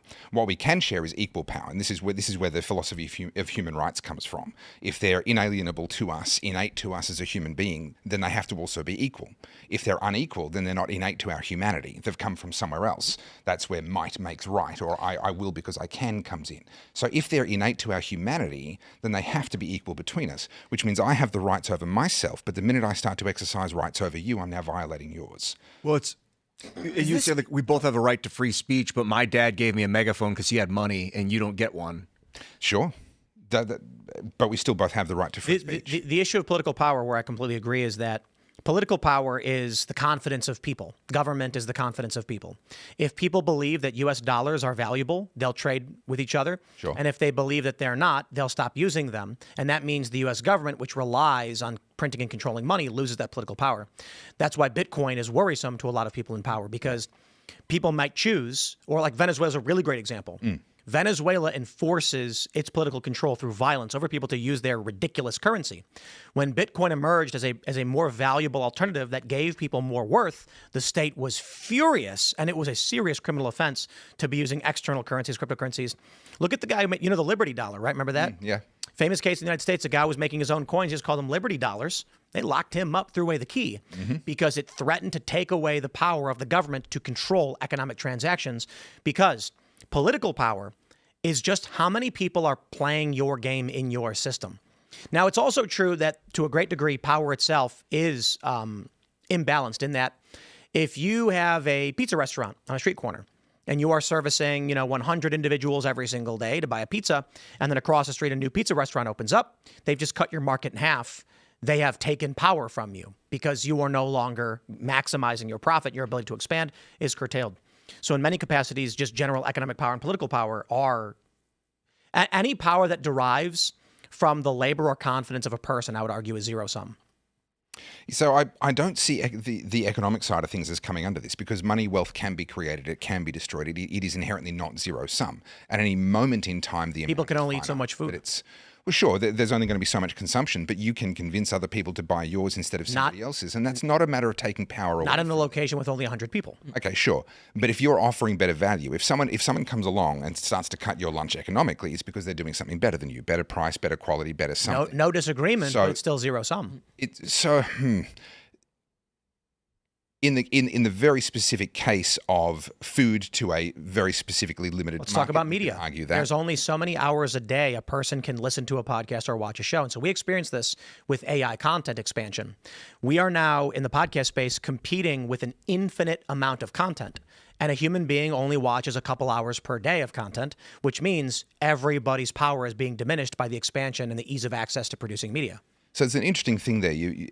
On average, people are only watching a few hours of content. We'll rewind 50 years and people were watching far less. I disagree with the premise that there is only a certain amount of content. People are now listening to podcasts while they're working. People can be but again, there's only 24 hours in the day. But also, so I listened to the show the other day when you guys had it out about AI and AI content. Fascinating conversation. And what I find really interesting is, Tim, I think you, myself, and a handful of others who were around before this AI revolution happened have a massive advantage in this particular marketplace, because trust is going to become the deepest and most important currency. And how do you trust when someone comes up now? How do you be sure that they're not AI? Well, at the moment, we can kind of tell. In 2 years, we won't be able to. I disagree. People want to be told what they already believe. This has been a function of social media. Now, certainly there are people who want to be challenged and want to think on a higher level, but the average person, the macro by which you'll be able to sustain a business is going to be, are you saying what people want to hear? A really great example of this is Tucker Carlson and Candace Owens right now. So for us, we've never been the biggest show. Well, that's actually not true. In 2020, for some reason, my morning show was like the biggest podcast. We were doing like $120 million per month, which was just nuts. But after that, we've always kind of been middling, big, but not the top 10 or anything like that. Now, if you're in the top 10 and you've built a business with employees and you have an expectation of revenue, you are getting worried when this off-cycle season hits, when Charlie Kirk is assassinated, when the political moods change. You are going to see a massive downswing. For us, we've always floated around the same type of audience, the same, largely a Chicago-based audience, the biggest demographic, California, Chicago, New York, for obvious reasons. But Chicago is the dominant one because probably my worldview aligns with many Chicagoans. Bunch of hippies too. Well, Chicago is like liberal but fairly moderate, and so when the whims of the country change, we don't get impacted as hard. So we can sort of just stay where we are. But if you're Candace Owens and the zeitgeist is no longer with the anti-woke, you're going to be looking at a 60% drop off. So what does she do? She changes her worldview to be, okay, now Israel. And Tucker Carlson has a quote where he says he used to criticize Islam, but he was hysterical and he was wrong. He has to change fundamentally to try and stay at that level, attracting a large enough audience. I think you're both right that people want to be told what they already believe. There's a huge segment and part of the human brain that wants that, that but alignment. But that's not an opinion statement. There's also a part of the brain that doesn't know what it wants until it gets it. And when it's something healthy and new and you don't even know it exists, all of a sudden you get splashed with this great new thing. But you want that again, too. So you want to do both. You want like a hybrid system. Sure, that's fantastic. Where you sell them what they want, but you also give them new things that are better. Most people don't. This is not an opinion statement. This is generally just true. We've talked about it in terms of generational changes to the United States. We've got big political changes coming because the boomers are dying and Gen Z is hyperpolarized and Gen Alpha is tiny. There is no reality by which you go to an adult and fundamentally change their worldviews in mass. Individuals might change. Typically what we see, though, is the grifter. People who change their opinion because it suits their economic needs or whims or desires. So, again, ultimately, people aren't looking for truth. They're looking for their truth. And the left has capitalized on this tremendously. I would also stress that AI has gotten to the point where it's very difficult to discern for the average person. And if you go on Instagram or TikTok, what are you going to see? New reaction channels that are bubbling up and making tons of money are making fake videos to react to, pretending they're real, and no one cares. I just thought about making a reaction channel where I watch people like pull out ingrown hairs and stuff. I just have AI render the videos for me. I don't even need real AI. I know. I saw one. I was like, I could do that. Disgusting. It is. But I watched. Like it. There are a bunch of channels. There's a guy who got interviewed because he makes $200,000 per month. Yeah. AI generating automatically 6-hour-long narrations about ancient Rome. Here's the best part. It's probably all fake gobbledygook information, but no one cares. I agree that a lot of the people, they call them the plebs in Rome, they're just led around by what they think they want more of, the plebes. But Topher, you're making a good point that some people want honesty and a real human to lead them right now. Now, here's the question. It's adaptable. How many people do you need to sustain a business? And can you sustain the business in an environment where most people... So for us, the level that we are at in terms of the revenue generation that we are at, we are I think it's just because I've not pursued going after mass audience for the sake of lying about what I believe. So we have generally the same audience, the same revenue. It's been stable for several years. But again, for Candace Owens, who just says whatever is popular, by her own words, she believes the people believes. When the people's beliefs change, her beliefs change along with them to maximize the amount of money she's making. So I'm 100% with you, and audience capture is a massive issue. We've seen that with some personalities in Australia as well, where they'll turn on a dime as soon as they sense the money is somewhere else. But the point that I'm making is, in a world where the AI is ubiquitous, the supply is endless, apply an economic lens to that, it's also therefore worthless. It doesn't actually hold value. What does hold value? I personally believe we're going to see a significant split, particularly in Gen Alpha, because they're being raised in a world where it's very difficult from the get-go for them to be able to discern what's real and what's not. And we're going to see a situation where people are going to begin to value human interaction once again, face-to-face events, the return of the pub. I don't know what you call it in America. You call it a pub? I like calling it a pub, the bar. When you say, can you say the part you said that the AI content doesn't hold value? So in economic terms, supply and demand determines value. If the supply is infinite, the value is zero. That's that, and the supply of AI generated content is practically infinite. But also the supply of tweets has been practically infinite for a long time. Anyone can sit down and bang out. You could literally have monkeys put out gobbledygook in endless quantities. That didn't mean that the people who were good at what they did couldn't then differentiate themselves. And the fact that you are a known real human being, as best as I can tell, I haven't sort of checked your working parts yet, but I'm pretty sure you're real. And the fact that I am, and we predate the AI, actually gives us an enduring advantage. On X, I make most of my money when I post some pointed political statement and get thousands of retweets on it. It is retweeted by people who share the opinion that I stated. These are opinion statements. And because of that reach, I make money on X. Yep. It is when I post things that are goofy and immaterial to news, I get nothing. It didn't used to be that way. But now that everything's algorithmic, if you want to make money on X, you need to post maybe 10 times per day some generic and obvious political talking point that will adhere to the maximum audience size. So it is not, in my opinion, I think certainly this is an outlier because there is a small sect of people who are intelligent and want to be challenged or hear truth and hear arguments. But again, most people, 99%, are not going to fall in that camp. And I will say this again. You can't compare the amount of money that Candace Owens is making to what we make. Oh, sure. Or Tucker Carlson. Yeah. So the big picture, big media, big apparatus stuff will always be liars. The big audience, the top 10 on Apple is always going to be manipulation and lies in the AI space. largely. But I will say this even of Joe Rogan. Joe Rogan's been particularly scared and walking on eggshells with many of with a lot of his commentary around the Trump administration. He backed Trump. It was actually the popular thing to do. The election proved it. But then we see Trump's polling go down. And what is Joe Rogan? He falls back to the middle and says, I don't like what Trump is doing. I mean, is it possible that he just didn't, that Trump went directions he didn't actually think he was going to go? I think that's what happened. Like, especially with I immigration. think- I I think think, with immigration, for a lot of them, they didn't realize that they didn't have the stomach for the immigration enforcement. Again, Tucker Carlson saying like, I'm talking about Joe Rogan. I specifically. understand. My point is that, as I've already stated with Joe Rogan, he was in favor of all of Trump's campaign rhetoric and supported Trump when he was explicitly saying we're going to deport everybody, and everyone in his camp was saying it. Then when ICE goes out and starts doing it, he says, no, this is too much. I don't believe it for a second. You do not back Donald Trump's immigration agenda when immigration is the second biggest political issue for the election. And then when Trump acts on it, you go, oh, no, I can't believe he's actually doing it. And again, the point I was making with Tucker Carlson was that he said, forgive me for pushing this. I didn't know what he would do. And his brother then immediately says, maybe Miriam Adelson's money meant something. And then Tucker goes, because of course Tucker Carlson knew Trump backed Israel. To be surprised now is a lie. Or severe short-sightedness, which indicates low intelligence. So. And I'll stress this point, too. With the UFC fight, the right was celebrating it. This is awesome. And the left was attacking it. And Joe Rogan said that he had to convince like Shane Gillis to go because they didn't want to go. And he was like, oh, come on, it's going to be amazing. And then in that same statement, he has to, for some reason, criticize the right, even though there's nothing to criticize the right over. Showing, again, what I believe is that Joe is concerned that Trump's popularity is going down, so he's shifting back to the middle.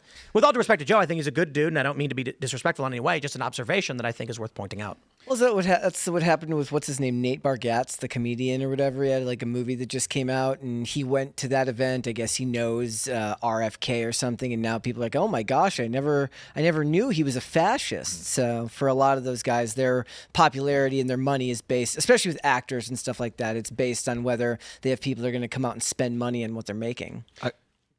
Regarding like people's integrity being one of their valuable currencies to sell. Like I found that when it comes to audience capture, there's two valences of audience. There's the norms, the plebs, where you make your money by selling them the product that they've told you they want.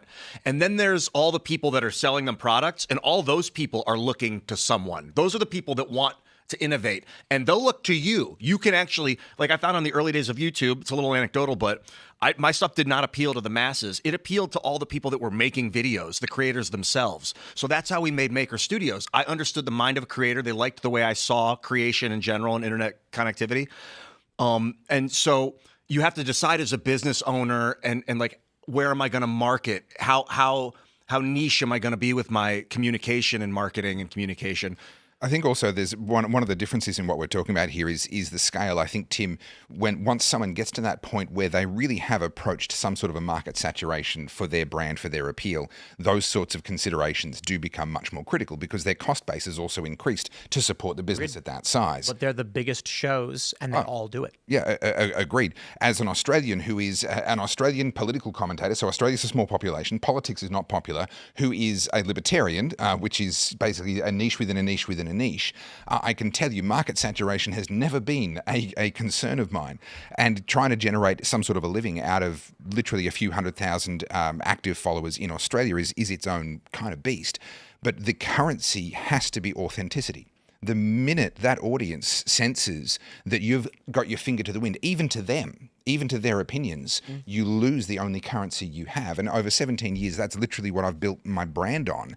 And I think that's going to carry me, and I think it'll carry you as well. I think when you look at the dramatic shift into like the anti-Israel space and the people chasing after it, I think it shows the opposite is true. Okay. People, there are people who I see... Let me put it this way. There are some influencers that on Facebook are pro-Israel and on Twitter are anti-Israel. Because it's just what the Facebook audience is largely boomers and they love Israel, and the X space is younger, and you'll get more retweets from foreigners, I guess. I think that the whims of the public will change. And so certainly with a smaller audience, you have less to worry about because there's less people to offend. Yeah. But again, if you're at any of the higher you go, so again, when it comes to the AI world, The people who will win are not going to be us. We will always be middling, and the biggest podcasts are going to be 100% fake AI-generated garbage to millions of people manufacturing reality. How do you define winning in that? Power. You said In the context of which we are talking, we're talking what do you about think power. is a loss in that, really? Because we could be influencing what comes later, like a tree that we never see. We planted seeds of authenticity that are swarmed by, a malaise of grotesque, The confusion. people who but are then going later to people have will- maximum political power in 10 years are the people today who know how to make convincing AI-generated fake content. Let me say something in support of that, because we've just had a story break in Australia that some analysis has been done into some of the Facebook pages and social media pages that are supporting the One Nation Party, which is rising very quickly in Australia. And they've found that a lot of them are actually just bots and farms from mostly Southeast Asia.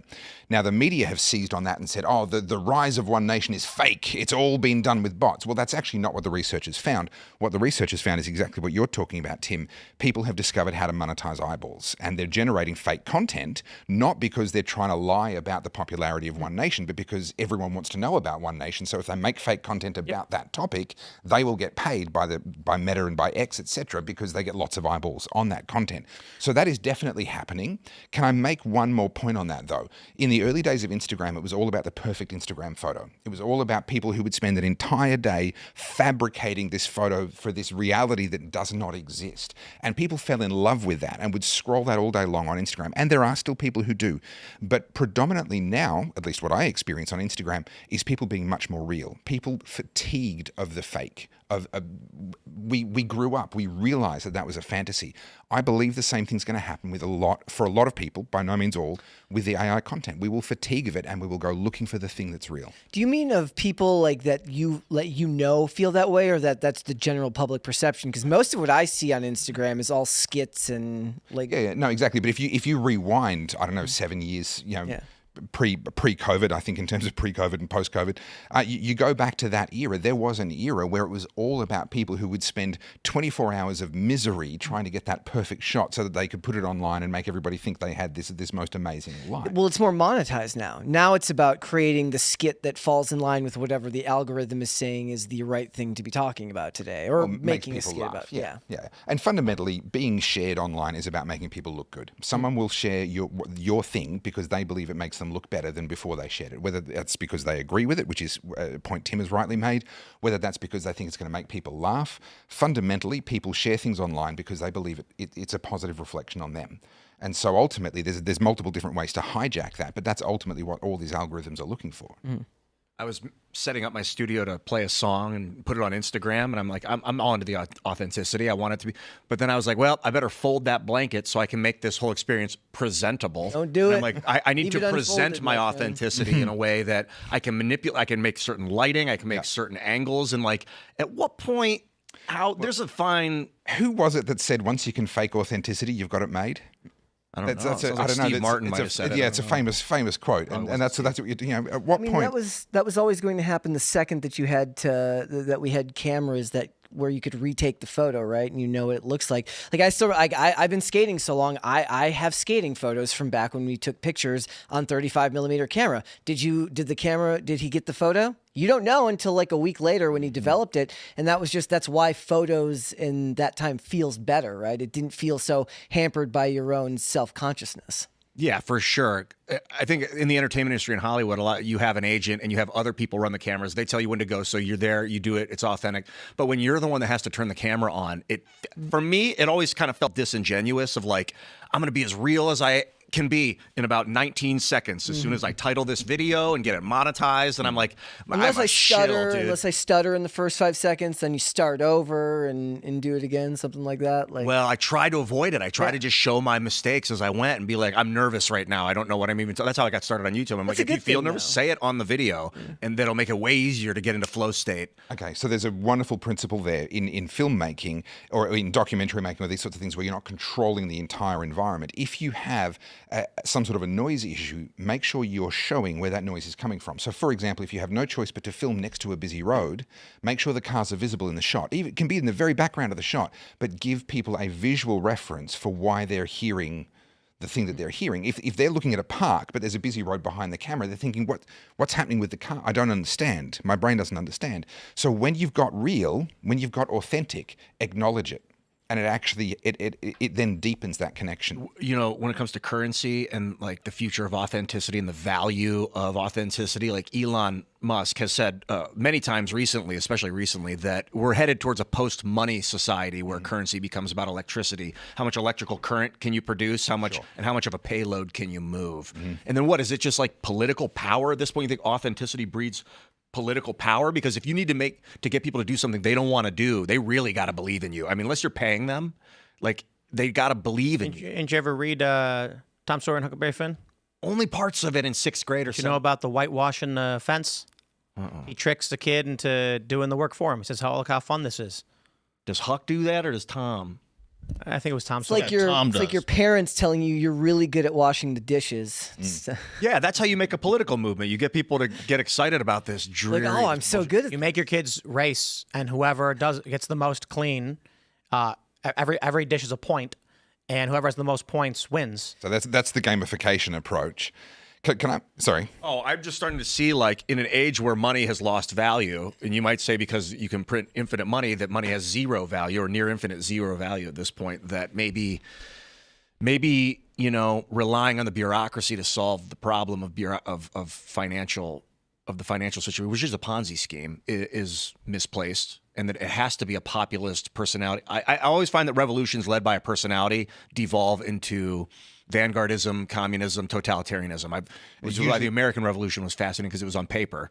Usually that charismatic leader ends up losing their head by the time the revolution is done as well. Revolution always eats its own children. Can I make a comment on the wealth aspect of things, though? People focus on whether or not money will still be present as a concept, as an idea. What this is about is how much production is possible without requiring human involvement. And this is where Elon Musk is coming from, that, you know, robots and AI and energy being abundant allows you to be super productive without having to involve human beings. Now, fundamentally, as a race, as human beings, if on average we produce more than we consume, then the species gets wealthier. We leave more to the next generation. If on average we consume more than we produce, we get poorer. That's obvious. What's happening now that hasn't really happened in this way before is that we're disconnecting production from the human beings that need to consume. Now, this has happened to a certain degree. Machinery, the steam revolution, etc., allowed a machine and 2 people to do the work that used to take 100 people. So to a certain degree, we had disconnected the production from the human beings that then needed to consume. What's happening potentially, if Elon Musk is right, and I certainly would not be betting against him, he's the last person I want to bet against. If he's right, and we're going to end up in a world where all of the mineral extraction, purification, mining, refining, manufacturing into the robot that's then going to go and do the production that's creating the thing that the human can consume, if all of that process can be done involving zero human input, none of the consumers, that's where we end up in this really fascinating situation where that link, that limitation between how much am I willing to produce today, that's the ceiling of how much I can consume, that link gets broken. And how do we then decide who gets what to consume under those circumstances? It used to be that if I can figure out how to bring more value to more people, what Tim was saying before, if I can solve big problems for lots of people and get paid lots of money, well, I get to live a high consumption lifestyle because I've produced a lot of value for a lot of people and they've paid me for it. But if the value is being created by something that doesn't consume, how do we decide what goes where? Well, that's a concern. I feel like this is like a cycle of a problem that, you know, leaders have dealt with throughout time, is how much power can we realistically give the masses if they have infinite supply and everyone can have everything. One of those monkeys is going to go crazy on accident or on purpose and destroy the world because they have infinite supply. So infinite will never be a thing, but abundant supply. But the other thing to keep in mind is we already live in ridiculous abundance. The lives that each and every one of us in this room lead would be the envy of a king from 250 years ago. The medicines we have access to, the communication tools, even think about 30, 40 years ago, we now have access to essentially military-grade surveillance and planning satellite images. They might not be real time, but we can plan all kinds of things based on, I'm spending 9 weeks touring the US right now, planning where I'm going. Just jump on a website and I'm getting airfares and I'm able to plan this and decide that and have a look at this and check that out. This is insane, the lives that we live already. People don't understand travel agencies. Yep. Like even millennials, having grown up with the internet, Yeah. You used to have to go to an office and say, I need someone to coordinate my travel for me. Yeah. I just assume most of them are spies, anyways. Oh, man, what was that system called? Because I used it back in 2000. They probably still use it to a certain degree. There's a like Unix-based system used at airports. They probably don't use it anymore, actually. I mean, it's been 20-something years. But travel agencies would have access to this network that would show you the flights, the scheduling. Yeah. So you'd go there and they'd have a computer with a green Unix. It's a terminal. Yeah. And they would type in and you'd see all these 3-letter codes and it would say like, okay, so if we get your flight, so in order to get connecting flights and return flights, they had to schedule it. Now it's all automatic. Nobody realizes how easy it is these days. And the power of that. So we already live in insane superabundance. One of the things that concerns me is people saying that AI is going to mean that there'll be no jobs. I understand, and like I just said, this is a new level. This is disconnecting the production from the consumers entirely has never happened before. And we may not actually get there in this revolution.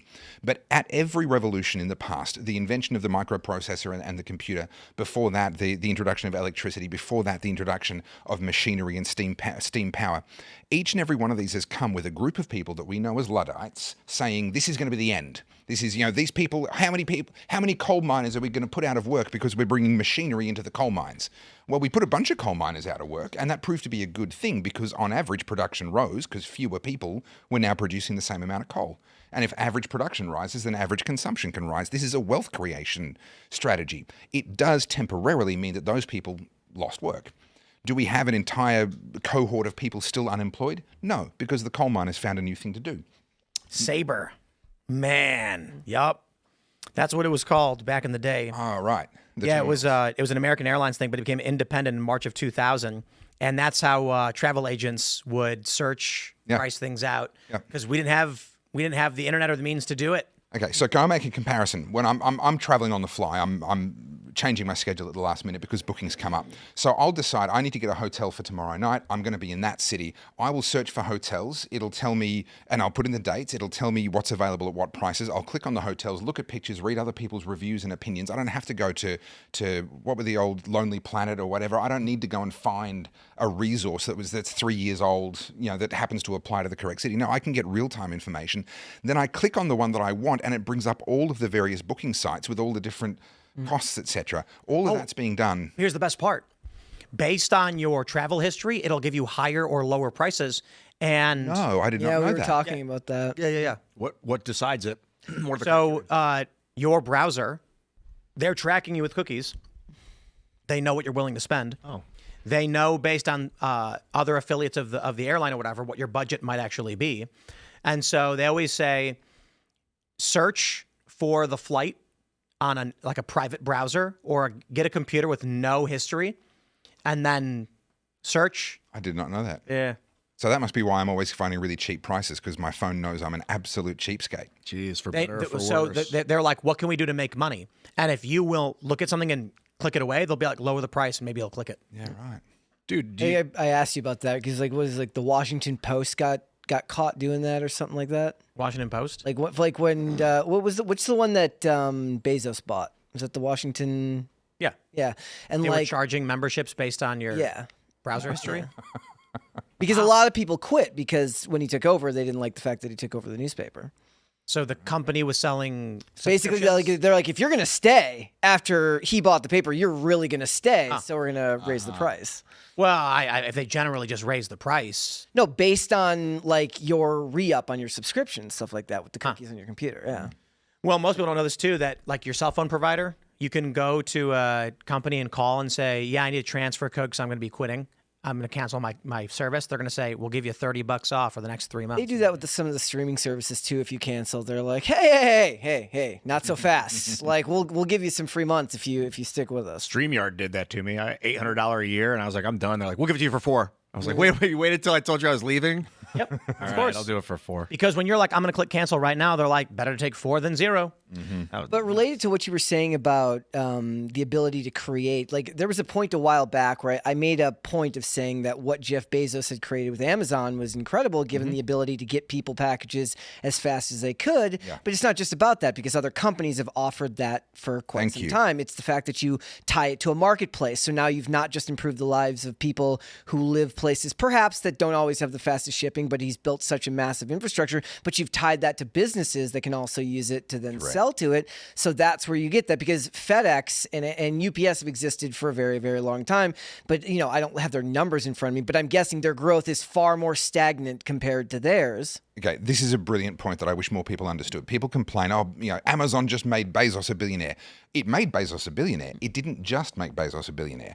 I now can sell my books anywhere in the world, and I don't have to own a printer. I don't have to bind the thing. I don't have to put it in a package. I don't have to ship it. I don't have to deal with returns. I deal with nothing. I wrote the book. I uploaded the manuscript. People buy the book on Amazon, click their local market, and everything's taken care of. What that means, if you think it through, is that essentially each and every one of us owns a printing company and a logistics company, not to mention all of the other industries and businesses out there. We all have all of those businesses at our fingertips. And here's the best bit. We don't have to pay for any of it until we use it.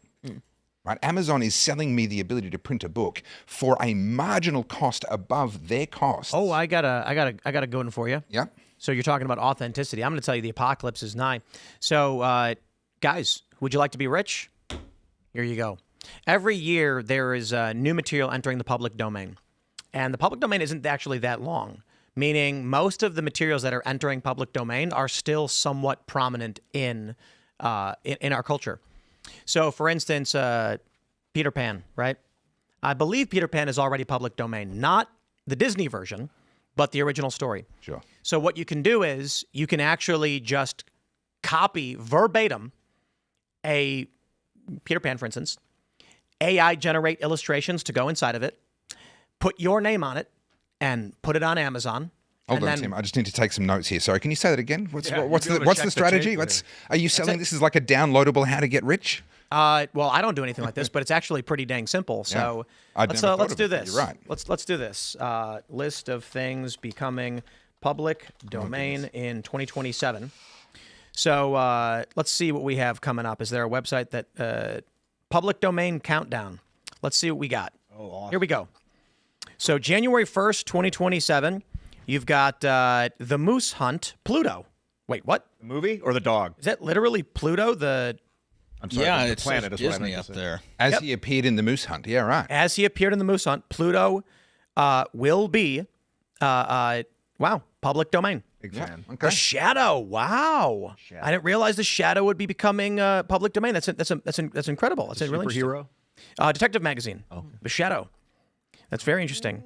Free Soul, Bad Girl, City Lights, all from basically, 1931, Dracula. So that means the character of Frankenstein. Yeah, From Universal. A lot of the Universal monsters. So you can, films are harder to do for obvious reason, but these books, we've got Sanctuary, The Adventures of Mickey Mouse.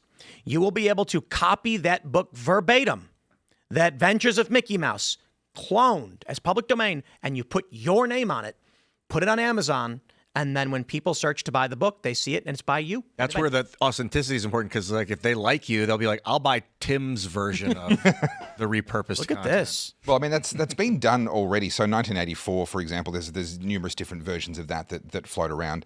And, I wouldn't have actually thought that'd be out of the public domain. Wow. Yeah, anyway, there's Donald lots of different Duck. versions. An unnamed version of Donald Duck will be appearing in it. Bring it on. This is interesting. And I did exactly what you said. When I went looking for the copy, I discovered that Rebel News had published one. So I went, I'll just get it because I happen to know Avi in Australia, and I'm like, okay, I'll get their version of that because I like them, even though I know the content's going to be exactly the same. But Tim, have you like, there are people who charge money for this. You're familiar with the original Get Rich Quick scheme. They'd put an ad into a newspaper, a print newspaper, and say, send me $5 in an envelope and I'll teach you how to make $30 in the next 2 weeks. And what you would get back in the mail is instructions on how to put an ad in a newspaper to say, send me $5 in an envelope and I'll teach you how to make $30 in a week. Yep. The ultimate sort of Ponzi scheme. So that's what they do. I reckon you should just get into like how to make money on. Well, but this is actually this is not like that. No. You actually want to do the work to put together a new edition It's verbatim, but you want to do the minimal work to make the book. You will grab a portion of their sales. Technically, you could rewrite the book any way you want. You could insert a few things here and there. Maybe talk about graphene if you want. Ian's version of Mickey Mouse is going to make Mickey Moose. Why don't you do it? Why don't you remake Dracula? So here's what you do, Ian. Except he sucks. So interestingly, what you should be able to do is Dracula 1931. You should be able to turn the script into a book. It's all public domain. All of this would be public domain. And then you just make your own fanfic version of it. Just a little more erotic. Just intersectional feminism Dracula. Like that'll go Eventually, well. Robert Eggers will end up making a movie based on your version. He's a time-traveling demon from the past, which was actually the future. So I'm really mad that no high-profile author has done what I'm about to say. I just want J.K. Rowling or someone where their book is super anticipated to do this.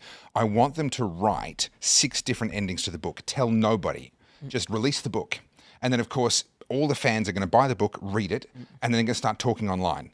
And they're going to have had 6 entirely different experiences with this book. And pretty quickly, people are going to start figuring out, hang on, not all these books are the same. Then people are going to start cataloging which, how many are there? What's she done or what's the author done? And then I want the author to come out and make an official statement about this book that has 6 different endings. And I want them to say, yes, you got me. I released this book with 7 different endings. And then watch the fan base completely lose their minds trying to find the 7th non-existent ending. How has no one done? Well, what you do is Fort Knox. you make but actually you just make books where you list the endings, and you don't know which book you have until you get it. Yeah. And then it will at the last chapter it'll say chapter edition 1, and then what you do is you do 1, 2, 3, 4, 5, 6, 8. Yeah. I've been thinking a lot about modular endings for art forms too, with movies particularly and books, and with my songs that I release online. I'm not looking to finally get the recording of it. Like there used to be like that one version of it that everyone knows that went on the record. Now I'm like, how many times can I publish this song over the course of my life? So you can see how I sang it when I was 27. You can see how I sang it when I was 37. You can see and the feeling, how the feeling changes. You're like, I really liked him, late 30s, early 40s, that vibe. He was killing it with his songs. Bro, Nancy Drew is public domain as of this year, as of 5 months ago. You want to make an erotic graphene Nancy the Drew? Hardy Boys and Nancy Drew, finally done right, dude. Finally done right. Yo, get me those graphene maxi pads. Oh my Some God. people should not be allowed anywhere near AI image generators. That's all I'm going to say. But now you sound like a technocrat deciding who gets the power. And As I'm a Nancy sane Drew human appeared in being. The Secret of the Old Clock has been public domain as of January 1st, 2026. So you can take that Nancy Drew character as she appeared in that book and make your own versions of Nancy Drew. Why this matters is that while you can't, because the later versions of Nancy Drew are different, different depictions, different characters, if it's based on the Nancy Drew, you can use the name Nancy Drew and write your own Nancy Drew novels. And now you can sell them under your own name. In fact, here's where it gets fun. You can go on Claude and say, write a book based off of Nancy Drew as she appeared in The Secret of the Old Clock, an original. It will write the full book for you. You don't got to read it. You can then say, ChatGPT, make a cover, make a back, put it on Amazon, and it takes you 1 hour to do, and people will start buying it. Then here's what you do. Find a budget. What you want to do is you want to run ads on Google and YouTube, maybe even Facebook as well. You want to figure out what your cost per sale is. Presume $5 in ads will sell one book. Then you want to sell the book for $6. So you'll make a $1 profit off of this book for every sale, and then you automatically generate money. You come back and check your Amazon account because the ads are selling the book for you because they're adaptive advertisements. They change to maximize sales. And then all you got to do is transfer money from your Amazon account into your ads account once per month. It'd be nice if I could automate that move. You actually could, probably using something like if this then that, or just write a simple script. You sound... Well, actually, no. It's probably much more simple than that. You can probably set you easily just set on your ads account an automatic charge every month, and it'll just automatically charge your bank account. Amazon will send the money to your bank. Your ads account will then charge your bank, and then every month your money just goes up. Now, here's the best part. Do 100 books like this, which you can get done literally in 1 week, just all based on public domain. You can have 15 Nancy Drew murder mystery novels, and people are going to know the name. You could have Nancy Drew fight Mickey Mouse. And people are going to be like, I'm going to buy the book. You know what you do? You release it as a sub-series under the title Nancy Drew, the lost manuscripts or the found. Yep. You know, Oh, yeah, that's good. So now all of a sudden people are like, wait, there's these Nancy Drew novels that I didn't know about. Mystery, yeah. Yep. And, you know, And then here's the best part. I like the mystery. Here's the best part. You make 15 of them, then you start calling schools saying you're selling packages for schools of the Nancy Drew mystery books. Have they introduced the children to the family-friendly and educational Nancy Drew mysteries? Well, we sell bundles for $250, which contains 2 sets of 15 books each, which we will deliver to you, and then you start taking orders.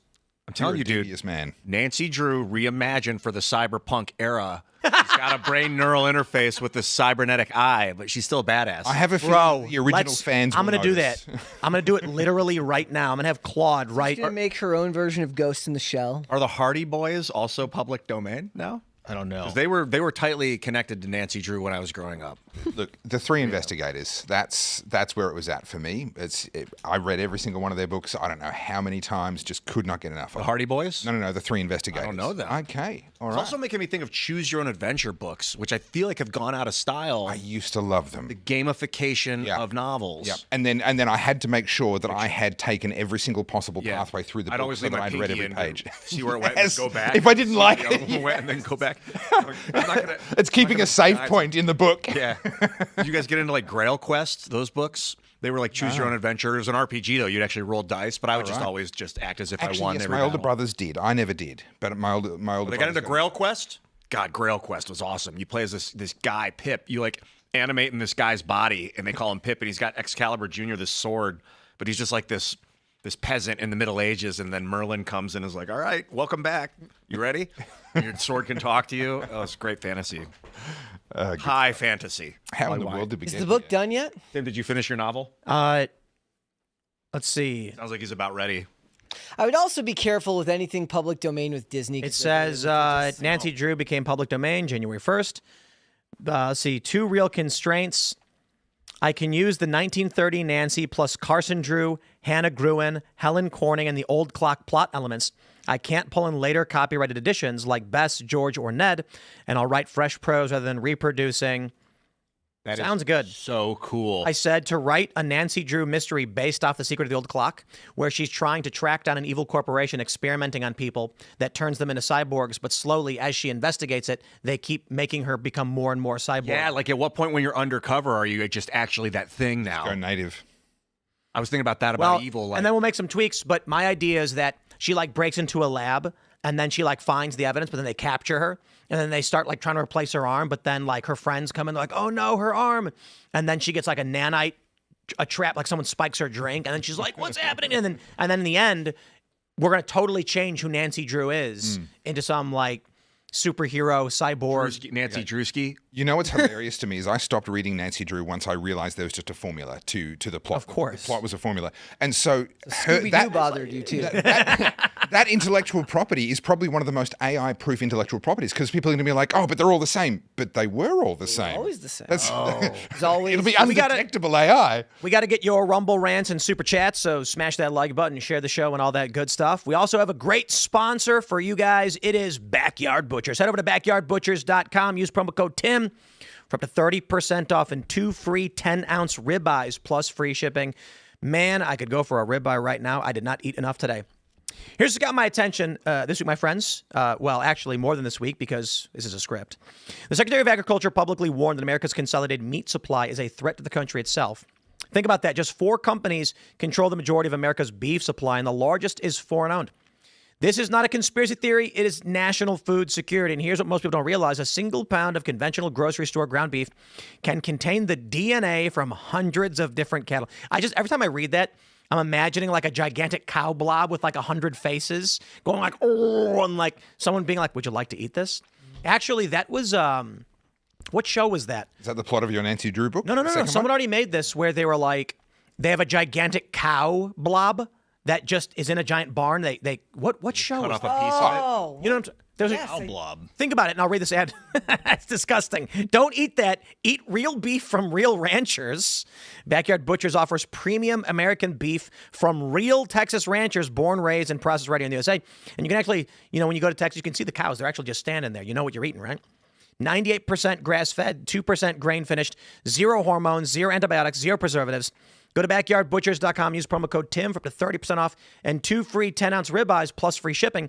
And this summer, they got the America 250 box. It's going to be, you get a free 250 box when you purchase a steakhouse box, complete with burgers and hot dogs, built for my favorite holiday, the 4th of July. Guys, if you are not grilling burgers and having hot dogs on this American 4th of July, I do not envy you. Go to backyardbutchers.com, use promo code TIM. Shout out to Backyard Butchers for supporting the show. Big fans of beef. Don't let any of those Lone Star ticks get you down. But now let's grab your Rumble rants and Super Chats, see what y'all have to say.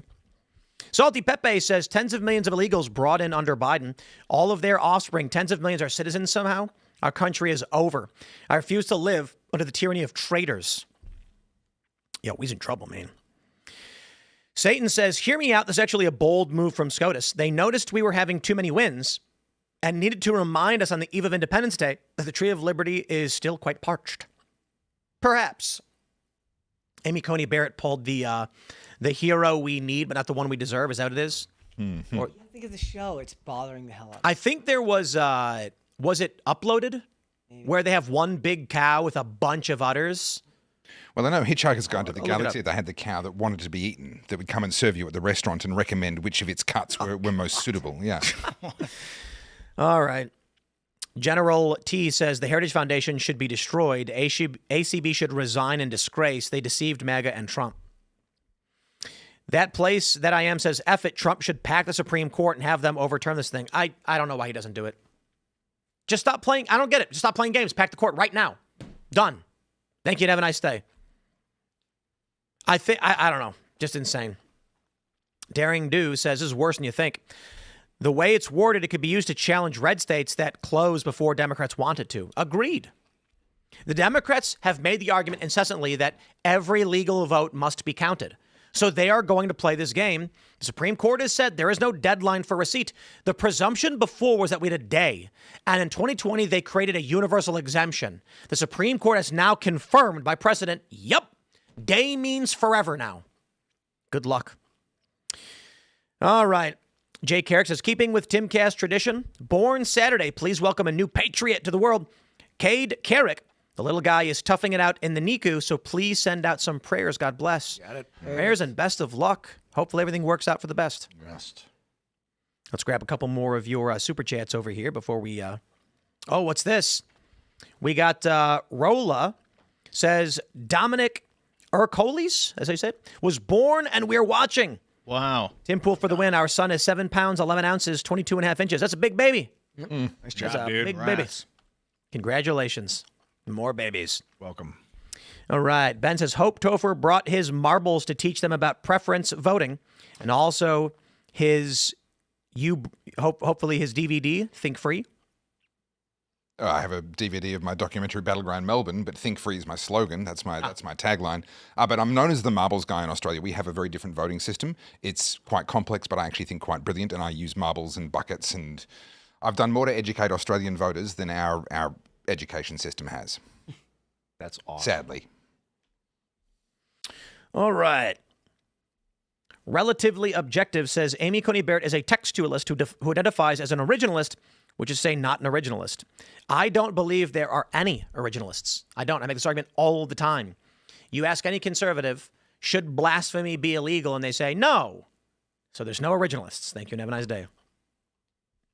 All right. Actually, Mary says that blasphemy should be illegal. So. But I still think she wouldn't identify as an originalist because she thinks the Founding Fathers gave too many freedoms. Yeah. Oh, yeah, absolutely. Because she thinks literacy is a mistake. Yes. Universal Printing literacy. press was the worst thing that ever happened to the country. You know, the interesting thing is I don't entirely disagree. I think she makes an interesting argument.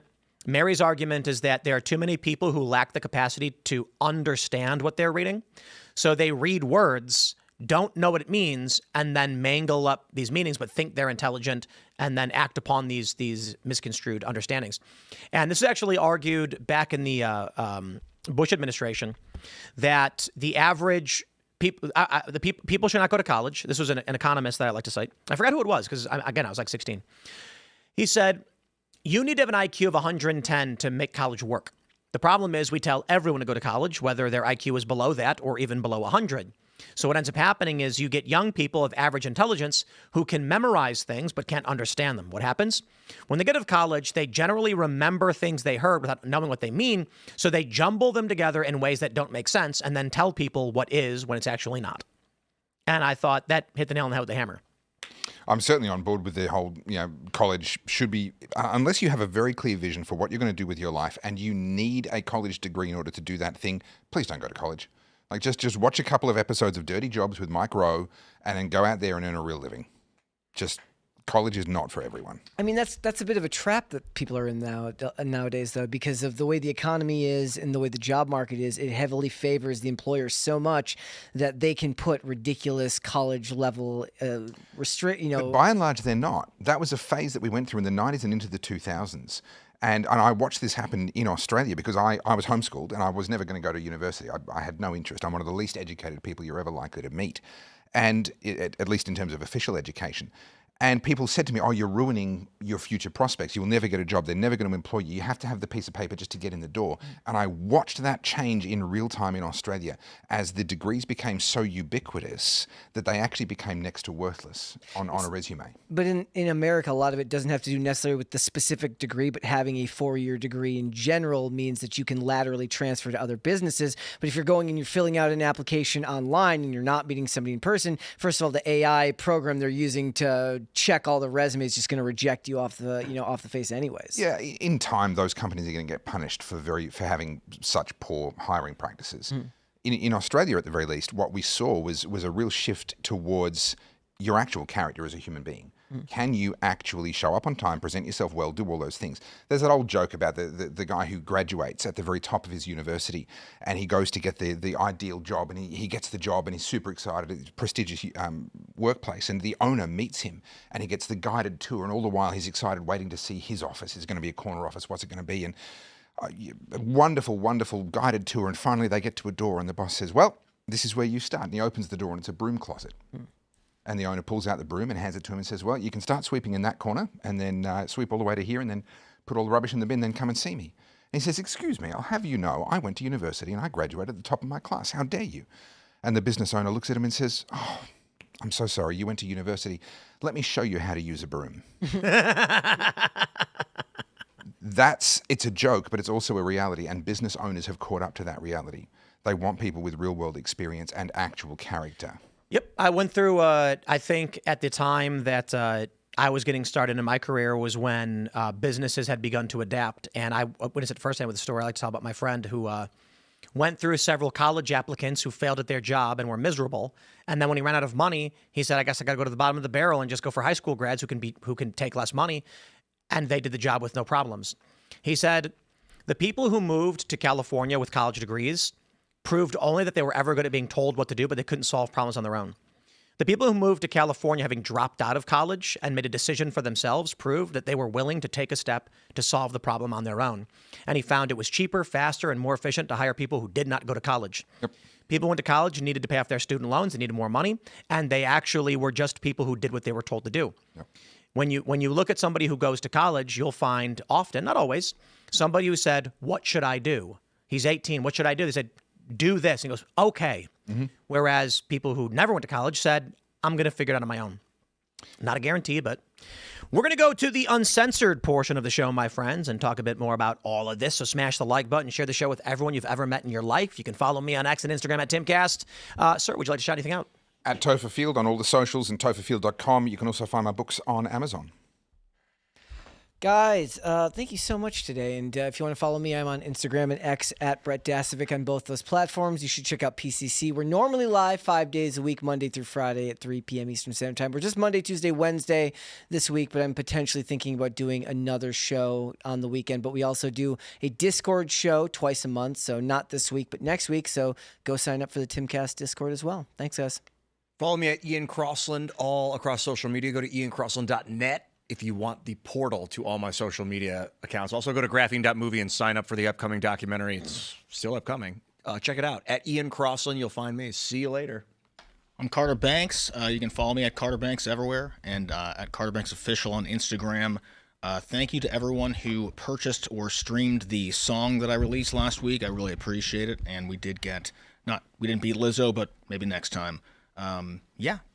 Thanks a lot. And let's get into the We'll see you all at rumble.com/TimcastIRL right now. Thanks for hanging out.